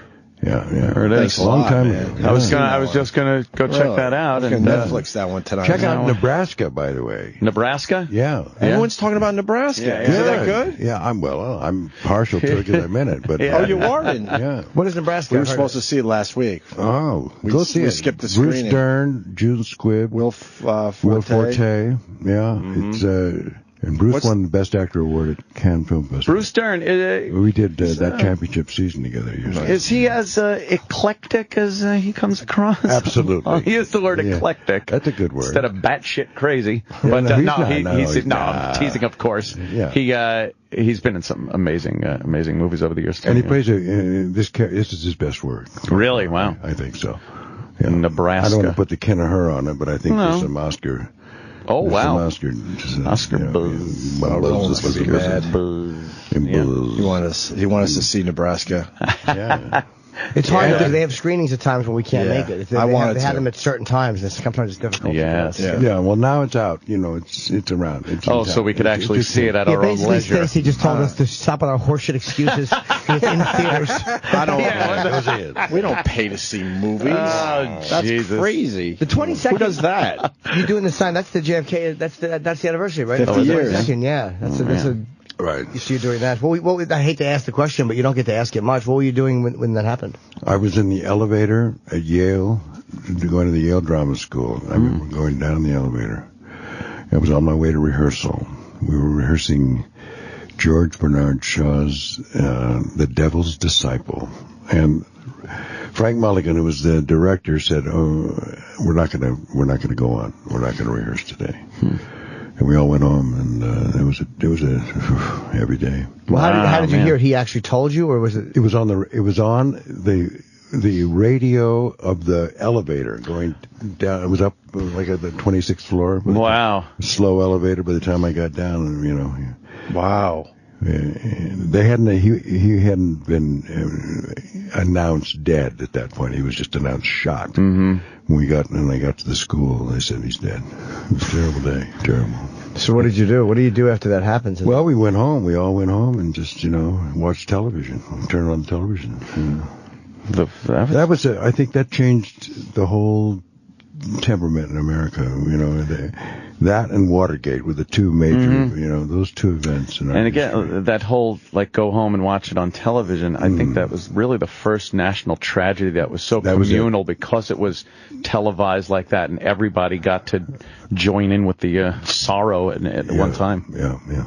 And did you watch Oswald get shot live on TV? I saw it live, Can't even imagine. We just recorded a wonderful play by Christopher Lee, not the same Christopher Lee, the actor, called Air Force One. It was done for the BBC, and it's about the swearing in of Lyndon Johnson from the time Kennedy was shot, and all of that event with Jackie in the plane flying back, and he was sworn in by Judge Hughes, and it's a radio drama, and it's on right now. It's called Air Force One. Oh, really? You just did it? On BBC. Yeah, and I play Lyndon.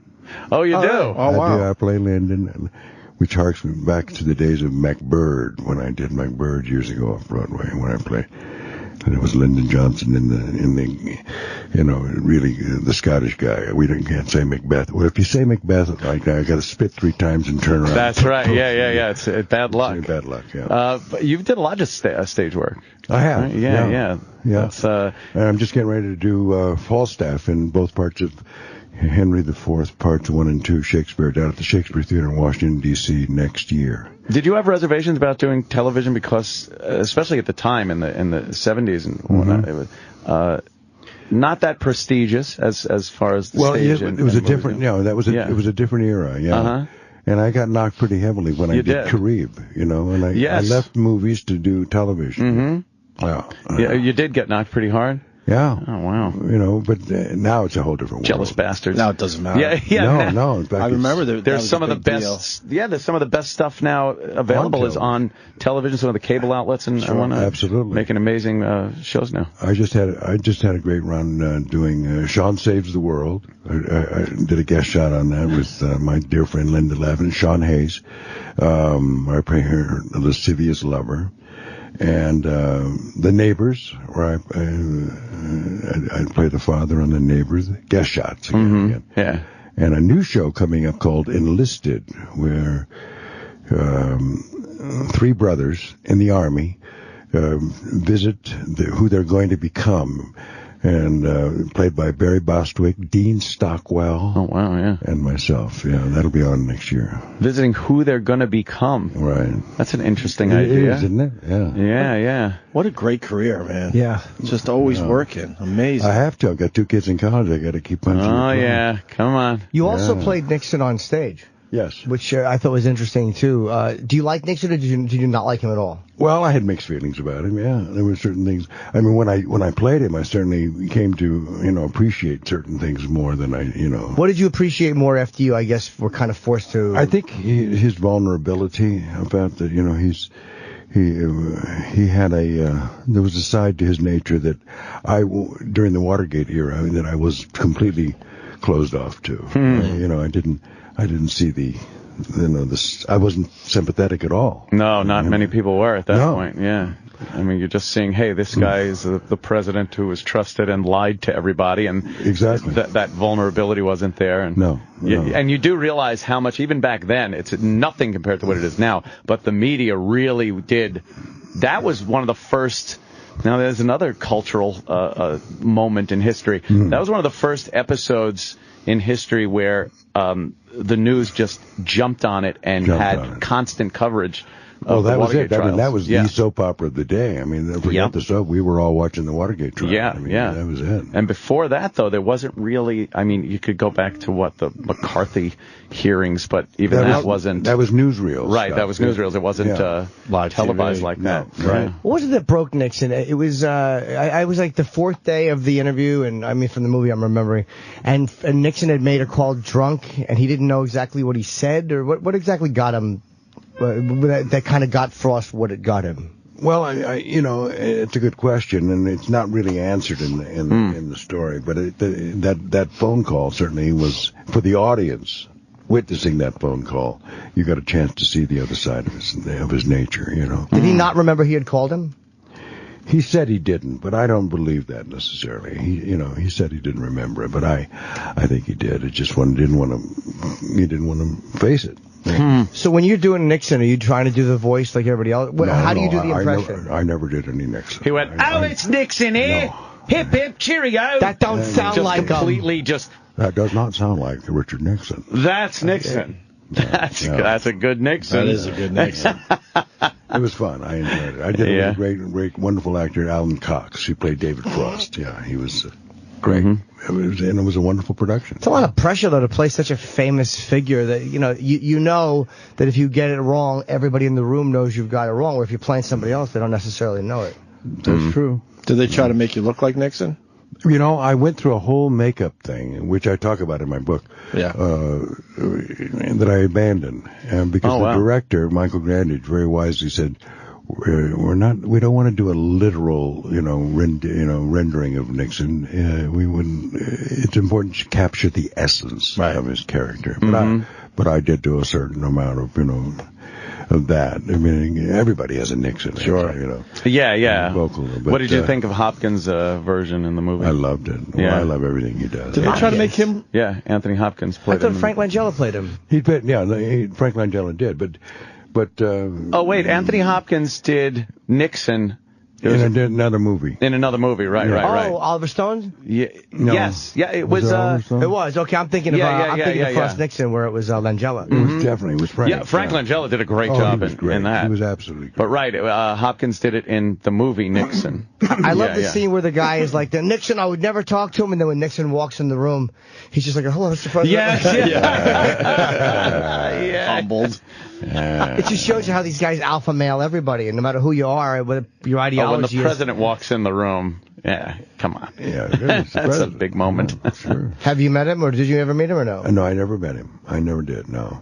But one of my dearest friends, Howard Kaminsky, was his book publisher. And he told me, great stories about him, and so I picked his brain a lot, and I talked to other people who knew him very well and tried to get some kind of, understanding of his crazy nature.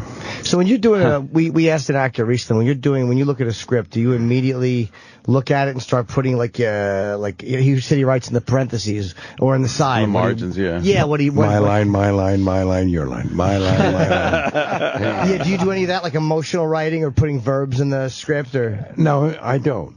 I mean, not in the beginning. No, generally speaking, you just but I do the highlighting. I highlight my lines. Oh yeah. And then as time goes on, I find myself doing, writing stuff down. See, I'll put little things in the margins, like I'll put an arrow and I'll say flail arms wildly. I'd love to see some of those features. Yeah, that'd be great.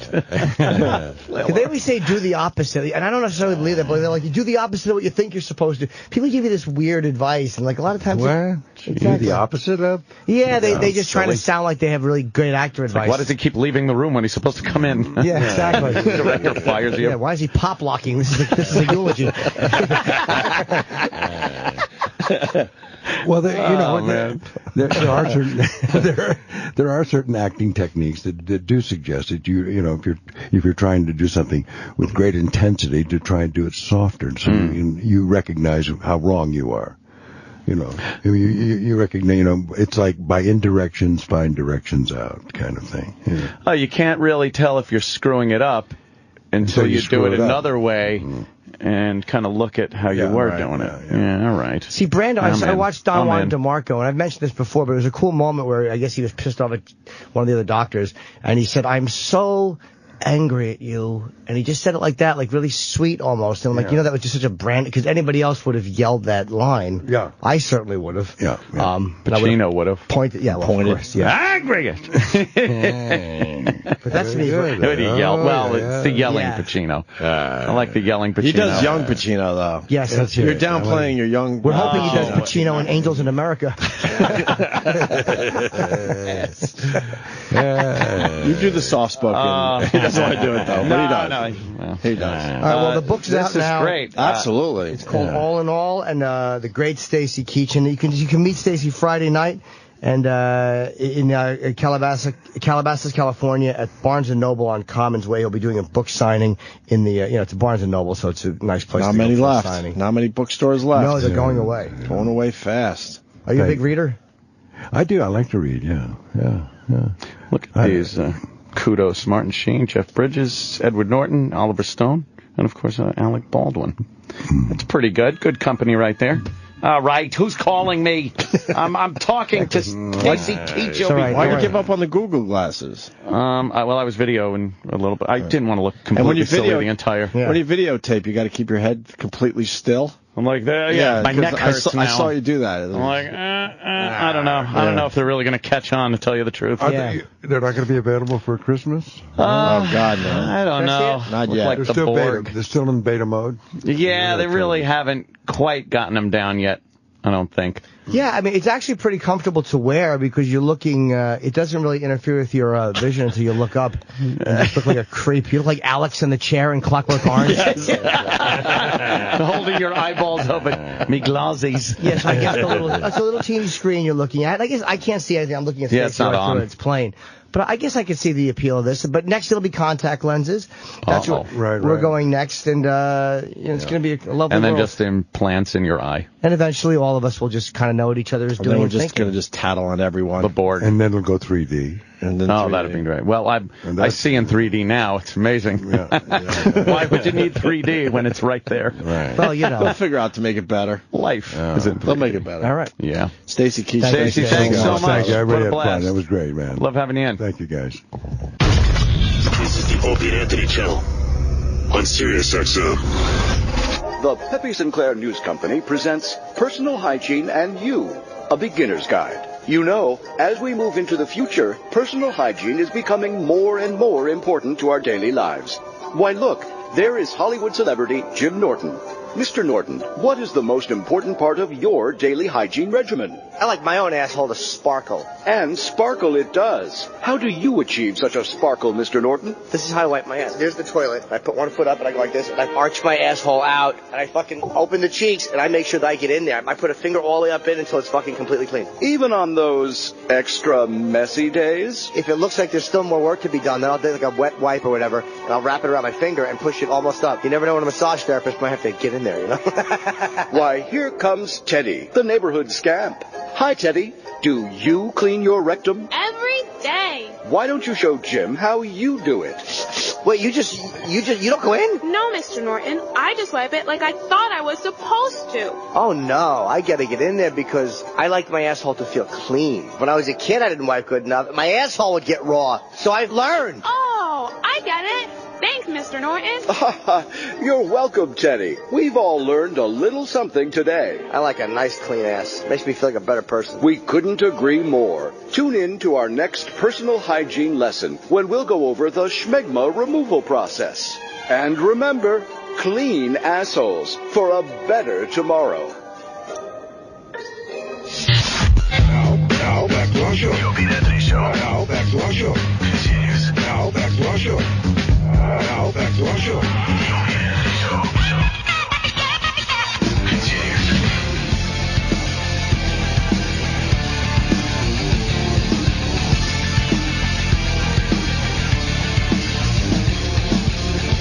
How great was Stacy Keach? I love that guy. Man, he's very cool. God, I used to watch him on TV. Yeah. And there he is, just being fucking fun and cool. That's great. This job rules. I'm very mad because E-Rock got in the way of my Bobbie Brown photo. Where was he, behind you? Look, it's very so obvious. Look, it's very obvious that he got in the way of my Bobbie Brown photo. Oh, what's he doing? E-Rock, what are you doing in my Bobbie Brown photo? Fucking lummox.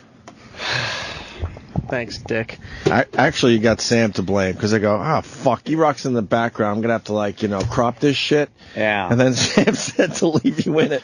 So I moved it all the way over to the right to capture E-Rock in the background of my Bobbie Brown photo. And you did. It's completely off-center just so I could capture E-Rock. I was going to say, in terms of E-Rock being accidentally in your photo, there might be some composition issues that you have there. Right. Yeah, that's no when are we accident. going to do this damn Nagel kid's in the way again? He's always got this sex bangle's always running in the way over there. Yeah. Anything else? I don't know why he's always in the way. Oh. He just seems to get in the way. It's the I whole was cast. just saying that. That was the pay him no mind list. Yeah. put right on there. Doesn't matter what he say. If they did radio 50 years ago, it would have been. Yeah, I don't know if you heard, but some dudes was coming out of Dallas. It sound like they were gunshots. Man, well, we got to do a song parody. This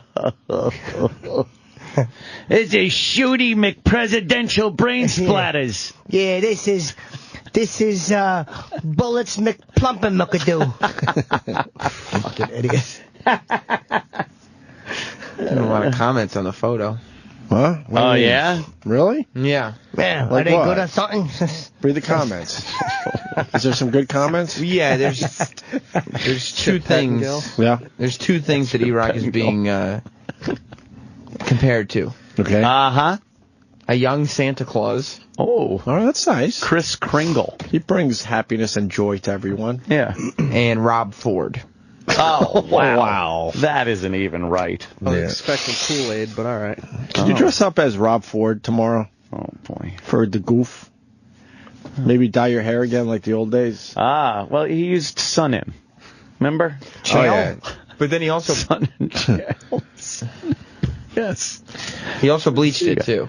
I know he bleached it, but last time we got on him, the last time he did it, Yeah. he said, no, I Little use sun in? And he put it in, he goes out in the sun, Little hang lemon out, juice? little lemon juice. I tried the lemon juice once. That's it. How'd that work out for you? That's stupid. Look like an idiot. I just wanted to be a surfer dude so bad. What an idiot. Yeah, huh? Hey, speaking By of... the way, the event that Yeah. we were going to have, I'm hearing won't happen. It's just not going to happen. What event? The one we've been talking about and planning. and What? Why? What's the latest? They want too much money, and that's it. It just doesn't exist. The money that they want does not exist, and that's it. Is it still at 350,000? I've been know. away a couple days. It should have been nothing, but that's just disgusting. Well, it's fucking disgusting. it's it's up to us. We got to figure I out was our looking own forward to that. our own futures. I was too. I was would have too. loved to have done that. I would too. Who told you it's not happening now? I was just texting with my agent. I just asked for an update. But I don't. I'm glad they totally destroyed this great idea. I just Come up with an event, okay. Yeah, that's they what I don't can't get. keep their fucking hands. No. Yeah, well. That would have been fucking fucks. And profitable and I don't fun get it, and 'cause- great for everybody. Because they asked us to come up with an event. We did. Yeah. Every fucking promise has been broken. Yeah, Every fucking promise has been broken. Uh-huh. Well, there was that one time. No, I don't think there was. You sure? Bit my lip. Sorry, buddy. That's okay. Well, at least the app's working, so that's just Is the app working? No. Oh, God. We don't know if the phone's working because we chose to stay away from the phones today. So. Oh, we did, yeah. Yeah. Well, we had guests. And maybe they'll do something with the studio. I don't know. Never. Sure. It's never going to happen. It's just, I hate. Didn't Don Wicklett say that screen was an easy fix? None of it's going to happen, dude. Remember None that, of it. Ant? Yeah. He goes, oh, that I could do in a day. And don't get confused by the new guys. We like the new guys. It's not about Don. It's about the system in place. They're nice guys, but they're as powerless to do anything as anybody else is. It's not their fault. Geldings. They're geldings. The fact that event got fucked up removed the last ounce of fucking hope I have for remaining here. And the sad part about it, we presented it to them as our 20th anniversary thing. They don't give a fuck. So not only was it a huge event, it also was like we want to do something cool for our 20 years doing radio together. And Jimmy for, 13, 14 at this point, whatever the fuck it's been. But this all started 20 years ago with me and Ant. It would have been a very fun event, a nice celebration, and they just had to get their fucking greedy hands on it. And they've been begging for an event and telling us they want an event, and they just couldn't let it happen. We should just do it without them in a smaller way. Now they've torpedoed the whole thing. And they had the balls to try and negotiate with us. Like, they wanted $1 million at first, knowing we would go no, and then settle somewhere in the middle, and now it's $350,000? They should get nothing out of it. Nothing. Yeah, it's just, we just do They our did show. offer them something. I know how much money they offered them as an ad buy, and I know what else they offered them. We really got to start promoting our podcast because it might be important down the road. Hint, hint. So please get the word out. I hear from you guys. A lot of you guys can't afford the service anymore, which is unfortunate, obviously, because I would love more people to be here in the Monday through Friday show. Yeah. But at least there's a podcast out there where we throw an hour to, the latest one is about 2.5 hours because it's the best of Patrice O'Neill. And yes, we will be doing another one of those because people were wondering because a lot of the bits they wanted to hear we didn't put on this one, but they're loving the podcast we put out there. So please get the word out for us. I wonder if we can do it without podcast. I know. I wonder. Can we do it without them in a smaller thing? We're checking. I'm talking to them right now. Yeah, I guess. Let's just do it without them. Yeah, I don't need them. We'll fucking sell it out with Twitter or something. So, this week's podcast, the best of Mike Tyson's appearances on our show. Well, that's a good E-Rock, one. you're editing that nice, right? Yes. Okay, good. It'll Thank be out you. tomorrow morning. Tomorrow morning will be ready to go. How long is it going to be, you think? I'm not sure. I'm still editing the last 2 appearances out of the 4. So. If it's a little long again, that's okay. And then we'll go back to a tight hour next week. Mm-hmm. All right. So the best of Mike Tyson's appearances on our show. That comes out when does it come out? I know Wednesday, but right at midnight or kind of... First thing in the morning. Yeah, first thing in the morning? Okay. And make sure, people know about the Opie and Anthony podcast. Hey, Rob Ford did his TV show. Oh, he did the one he was plugging? And Sam cut up a couple of clips. And he explains the pussy comment. Well, needs no explanation. We all understood it. He licks his wife's fucking box. He's a pussy-eating monster. I should say charging.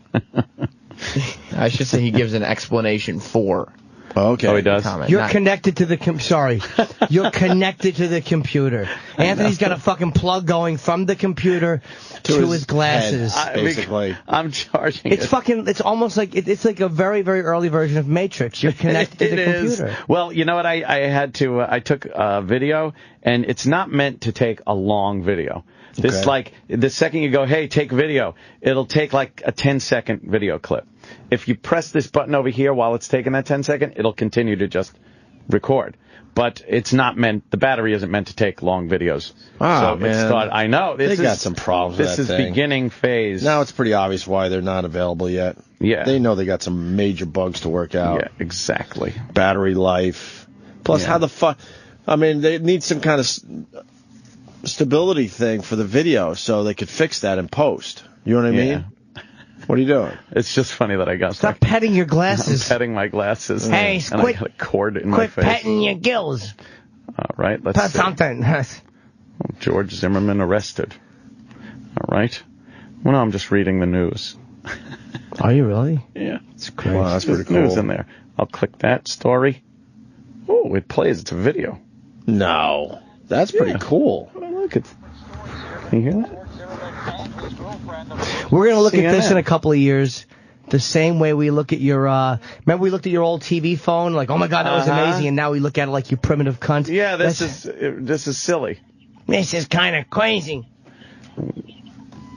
Whoa. What happened there? It's a news story. Oh.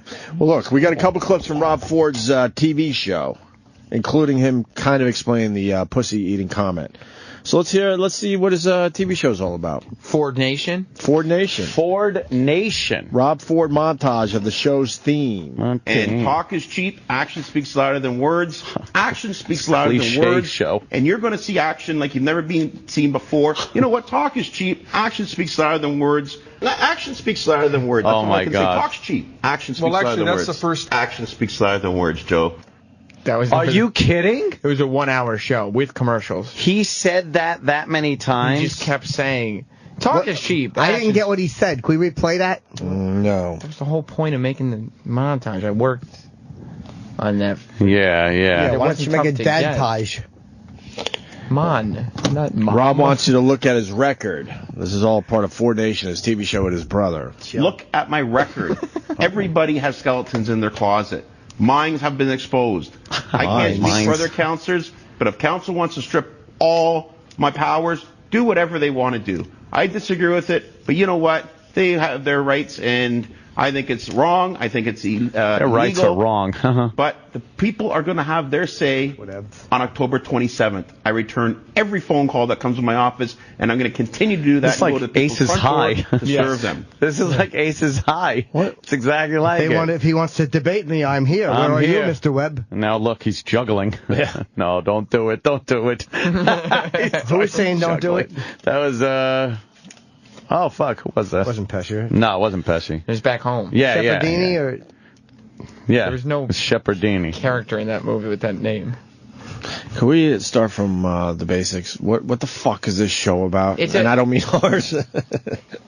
It's on a news channel. Yeah, but what is it? Is it a reality show? No, it's just Keeping Up with the Fords. What are we doing here? It's just him and his brother standing at a news desk. That's it? That's the whole show. It sucks. That sounds awful. It's terrible. When I heard show, I'm thinking reality stuff. No. Like they go, I don't know, deer hunting and, film it. It's like Aces High. There's nothing put into it. This is the whole show, this photo that you're seeing. And the Rob Ford dancers. And it's a one-off, too, by the way. They're like, yeah, we're happy to have you here, and we'll see how it goes. Maybe do another episode. Oh, no, this is like Scorch's fucking... Yes. This is PGTV? PGF. PFG? Two. Version 2. I thought they signed for like 8 episodes. No. It was a one and done. They made it sound like it was like the biggest show on TV about to hit. No, and it's a terrible, terrible show. Rob is getting help. What are you going to do, Rob, and moving forward? The gentleman asked you, what are you going to do in the next election? Well, I'm dealing with healthcare professionals. No. What the question is, what's the game plan? We're building subways in the next election. Absolutely no, but he's asking, I think personally, how are you going to basically change your image? Well, I'm going to be working out. If I'm not down at 30, 40 pounds in the next 6 months, then I can eat my words. I haven't touched a drop of alcohol. I'm dealing with a team of professionals. I'm getting the help for sometimes my excessive drinking. But guys, I think this is getting blown out of proportion. I'm here. I've never missed a day of counsel. Blown out of proportion. Put my attendance record up against any counselors down there, and I guarantee I'll be in the top 10. And I'm the mayor. He stinks. You can't fucking... I hate this. I like it better when he's just like decides to roll out of that office of his saying and say dumb crazy shit. Right, it's better when it's in the inappropriate context. Yeah, I don't like it as much. It's the same thing as the Charlie Sheen deal. It's better when he was doing interviews and saying crazy shit than when he just was like, hey, point a camera at me. I don't need an interviewer. Rob isn't drinking anymore. You're going to do your own program to get there. I'm not going to tell anyone what I'm doing. I'm not going to tell I'm not going to talk about the health professionals. But I can assure you I'm dealing with professional people. You haven't been drinking at all? I haven't touched a drop of alcohol in 3 weeks. A drop. I'll take a urine test right now, and if there's alcohol, he hasn't had a drop of alcohol? None, zero. I'll do a urine test right now. When's the last time for drugs? Long time. I'm talking like it was like a long time ago. What about drug testing? And you could a long time, like a long time ago. I'm talking a long time ago. Oh boy, he doesn't want to put a date on that one. Sounds to me like a bunch of bull sugar. Yeah, and your money's no good here, Mr. Ford. Awesome job of the guy with him asking the follow-up question. Right. Long time. I'm talking long time. All right, that one's answered. No, you got to stop and go, no, give me a date. Because he's paranoid there might be another videotape out there. He's bull sugaring. All right. And you could that's what I said. I'd be the first one to do a drug test. I put a motion on the table. I don't know why we're going down this to go personal, but I have no problem doing it. I want to speculate. Here's why. You're the mayor of Toronto, and you admitted smoking crack. That's why we're going down this road. And drinking and fucking around with your female employees. And eating a lot of pussy. And hookers and fucking all kinds of allegations. He didn't say that. Well, I didn't think he said peck is. Nobody did. Whatevs. Peck is. To go personal, but I have no problem doing it. I'll do a drug test and alcohol test right now. And I put a motion forward that every counselor do it too. You know what? They jumped up. They don't want anything to do with it. Counselor? Yeah, I hope he says something crazy today. I'm sure he will. This is too organized. He's so delusional. I mean, no surprises there. But he is so fucking delusional as far as his fucking drug and drinking and... Right. You know, so it's not going to if continue. Chief Blair doesn't say what he said, what you were upset about, and the different things, would we be where we are now? No, my question is, I urinated in a parking lot. What does that have to do? Or bring up the beer St. Patrick's Day party 2 years ago. What does that have to do You know with what anything? have to do, Rob? It's politics. Wow, that's just amazing. Like, can you imagine Mayor Bloomberg was caught urinating in a parking lot? Pissing in a parking lot. And then he keeps bringing it up. Yeah. I urinated in a parking lot. So what? It's no big deal if you're a shock jock going to a fucking Jets game or something. Yeah, but, yeah. But it kind of comes with a job that you gotta, maybe that's your thing. There's a certain decorum. But you just can't do stuff like that anymore. Right. Because they're going to just kill you for it. But this guy's all about pissing in parking lots. Right. Oh, God, just yeah. look at him. Oh, that really sums him up. He's a regular guy. A regular guy. But, man.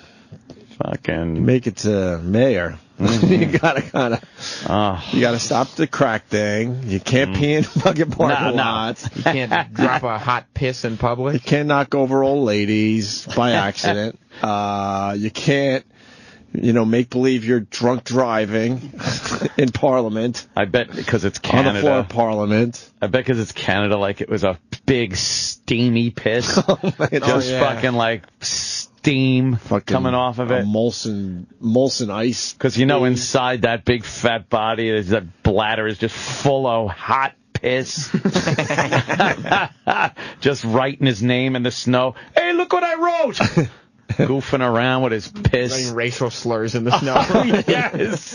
Yes. I'd bet money he's probably done that a time or two. Those long fucking drunk pisses. Just drinking beer and just fucking pissing. Yeah.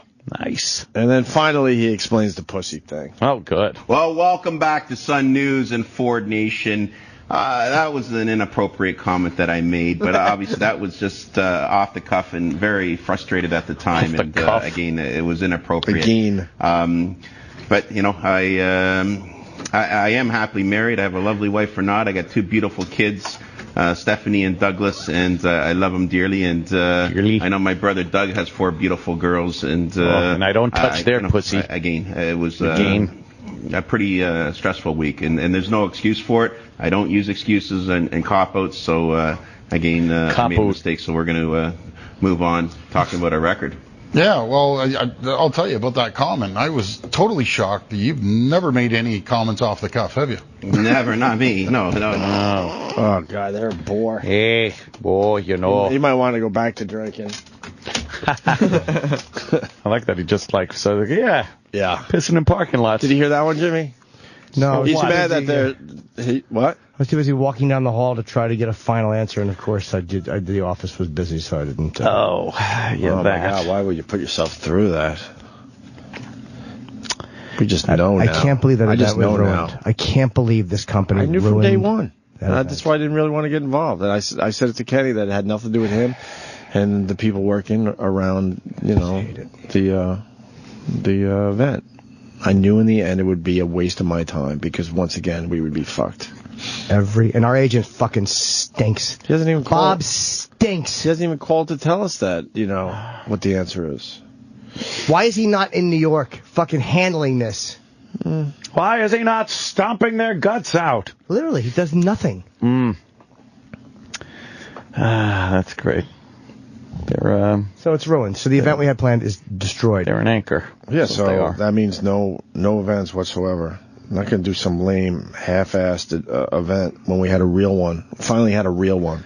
Finally. Yeah, that does away with any event. I will never do an event with this company again. It's ridiculous to I will even do try. no events ever again. Yeah. What are they going to do? They want us gone. It's obviously clear, so fuck them. Let's just leave. Yeah. Yeah, For real. Let's just leave it October. I'm kind of thinking that myself. We haven't even met like any of the guys in charge, and they've been on the I job don't care about a like year. them either. They're fucking. They're not. What are they? Well, they gonna make do? the decisions in the end. So, but if they're not interested in meeting with us, that really speaks volumes. We'll get everything arranged where we can have some space here in New York, set up a podcast thing, and hey, good news. O&A and Jimmy Mach 3. Hope you enjoy our new direction. That's why we got to keep pushing the podcast out there. We got to build a podcast base. Oh yeah. And then it'll be way more comfortable to do something like that. Mm-hmm. Phone should be fixed. We updated firmware in operations. Yeah, a week later. Don Wickland checking in. 5 days later. Right. Great. Real helpful. Well, it falls within their 7-day plan. Rob, you missed the Rob Ford clip where he doesn't understand why people are mad that he pissed in a parking lot. It's great. We lost Jimmy. He's not gonna have it. No, I'm sorry. I'm so fucking. Thank God it happened just before 10. Disgusted and so fucking just disheartened. It's so fucking annoying. It makes me physically sick to my stomach. It was a cool fan event. We were all on board with doing it. We all wanted to do it. On board. And on board. They just have to get greedy and wreck everything. And I don't bash Howard. I don't give a fuck what he does. But the bottom line is, hey, maybe his lawsuit was legit. Fine. But then you throw the guy a birthday party. It's literally like the wife who got punched in the face, and then fucking comes back and fucks the. It's just. Yeah. Oh my God. I won 4 actions. I want to punch that fat fucking lady in the face. What did she do? That commercial. With Deal Dash, I won 4 actions. Imagine having to live with that shit. Honey, look what I bought. Ugh. God, that commercial annoys me. All right, I got to go do a phoner, so. Uh-oh. 10 o'clock every day. Finished. That's it. Fucking place. This weekend, I'll be at the Garden State Comedy Club in New Jersey if you want to come. And Friday I have tickets going on sale for the Borgata. Who cares? Oh, Jimmy. Honestly, I'm so fucking disgusted. I know. Yeah. And our fucking agent is fucking weak. He's fucking weak. He's a worthless fucking and weak. He's weak, man. Yeah. He's fucking weak. Let's call him. Should we call him? On air? What is why that not? going to do? Oh, boy.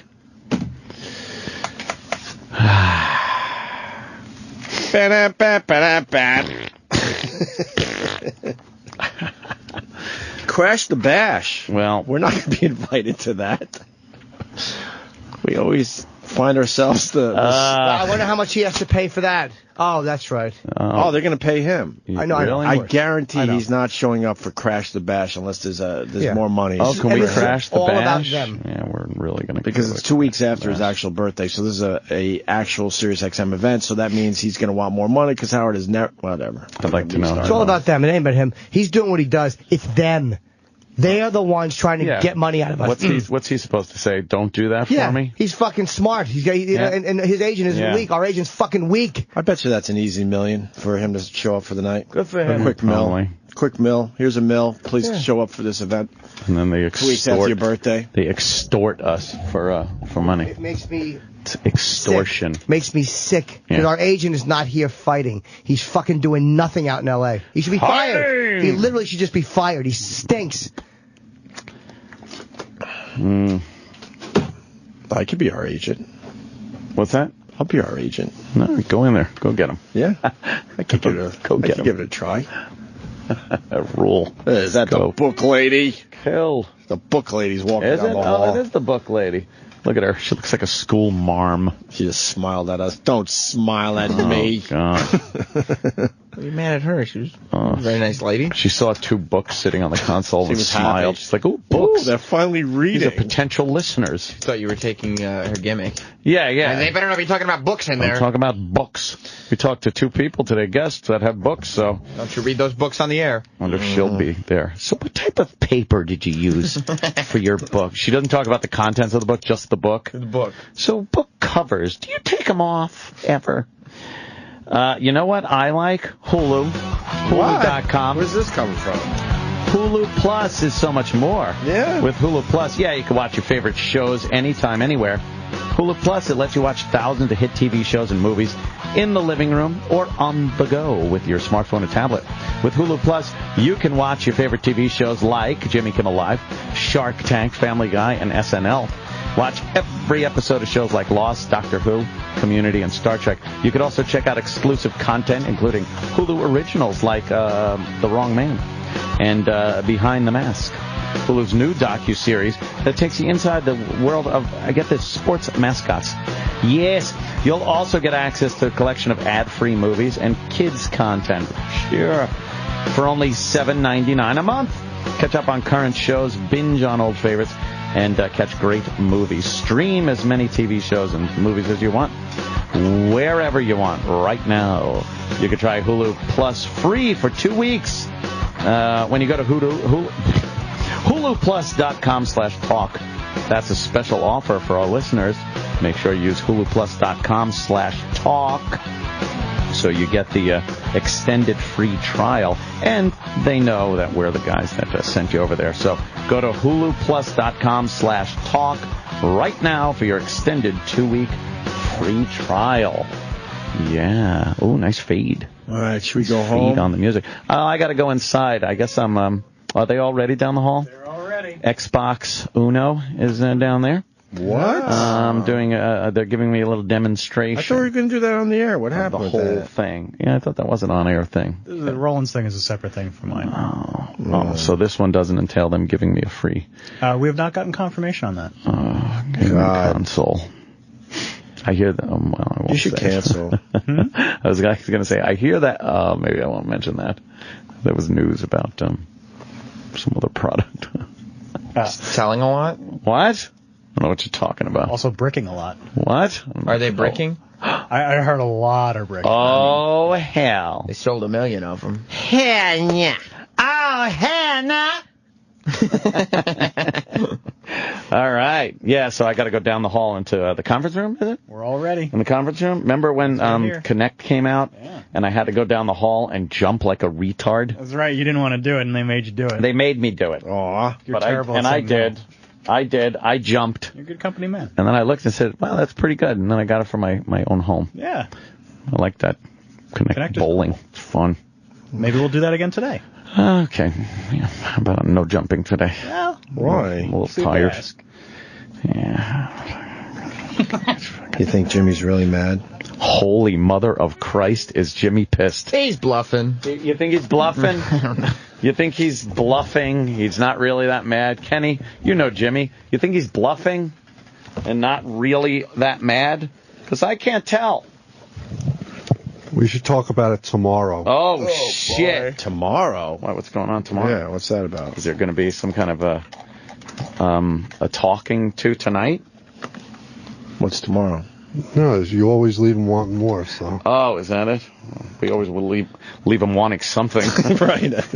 Well, wanting more. That implies they've gotten something that they want more of. Well, they get ear aids every day. Ear aids? Yeah. No. Yeah. Well, no. Hold on. All right. See you tomorrow. All right. Here comes the line of the day. Line of the day.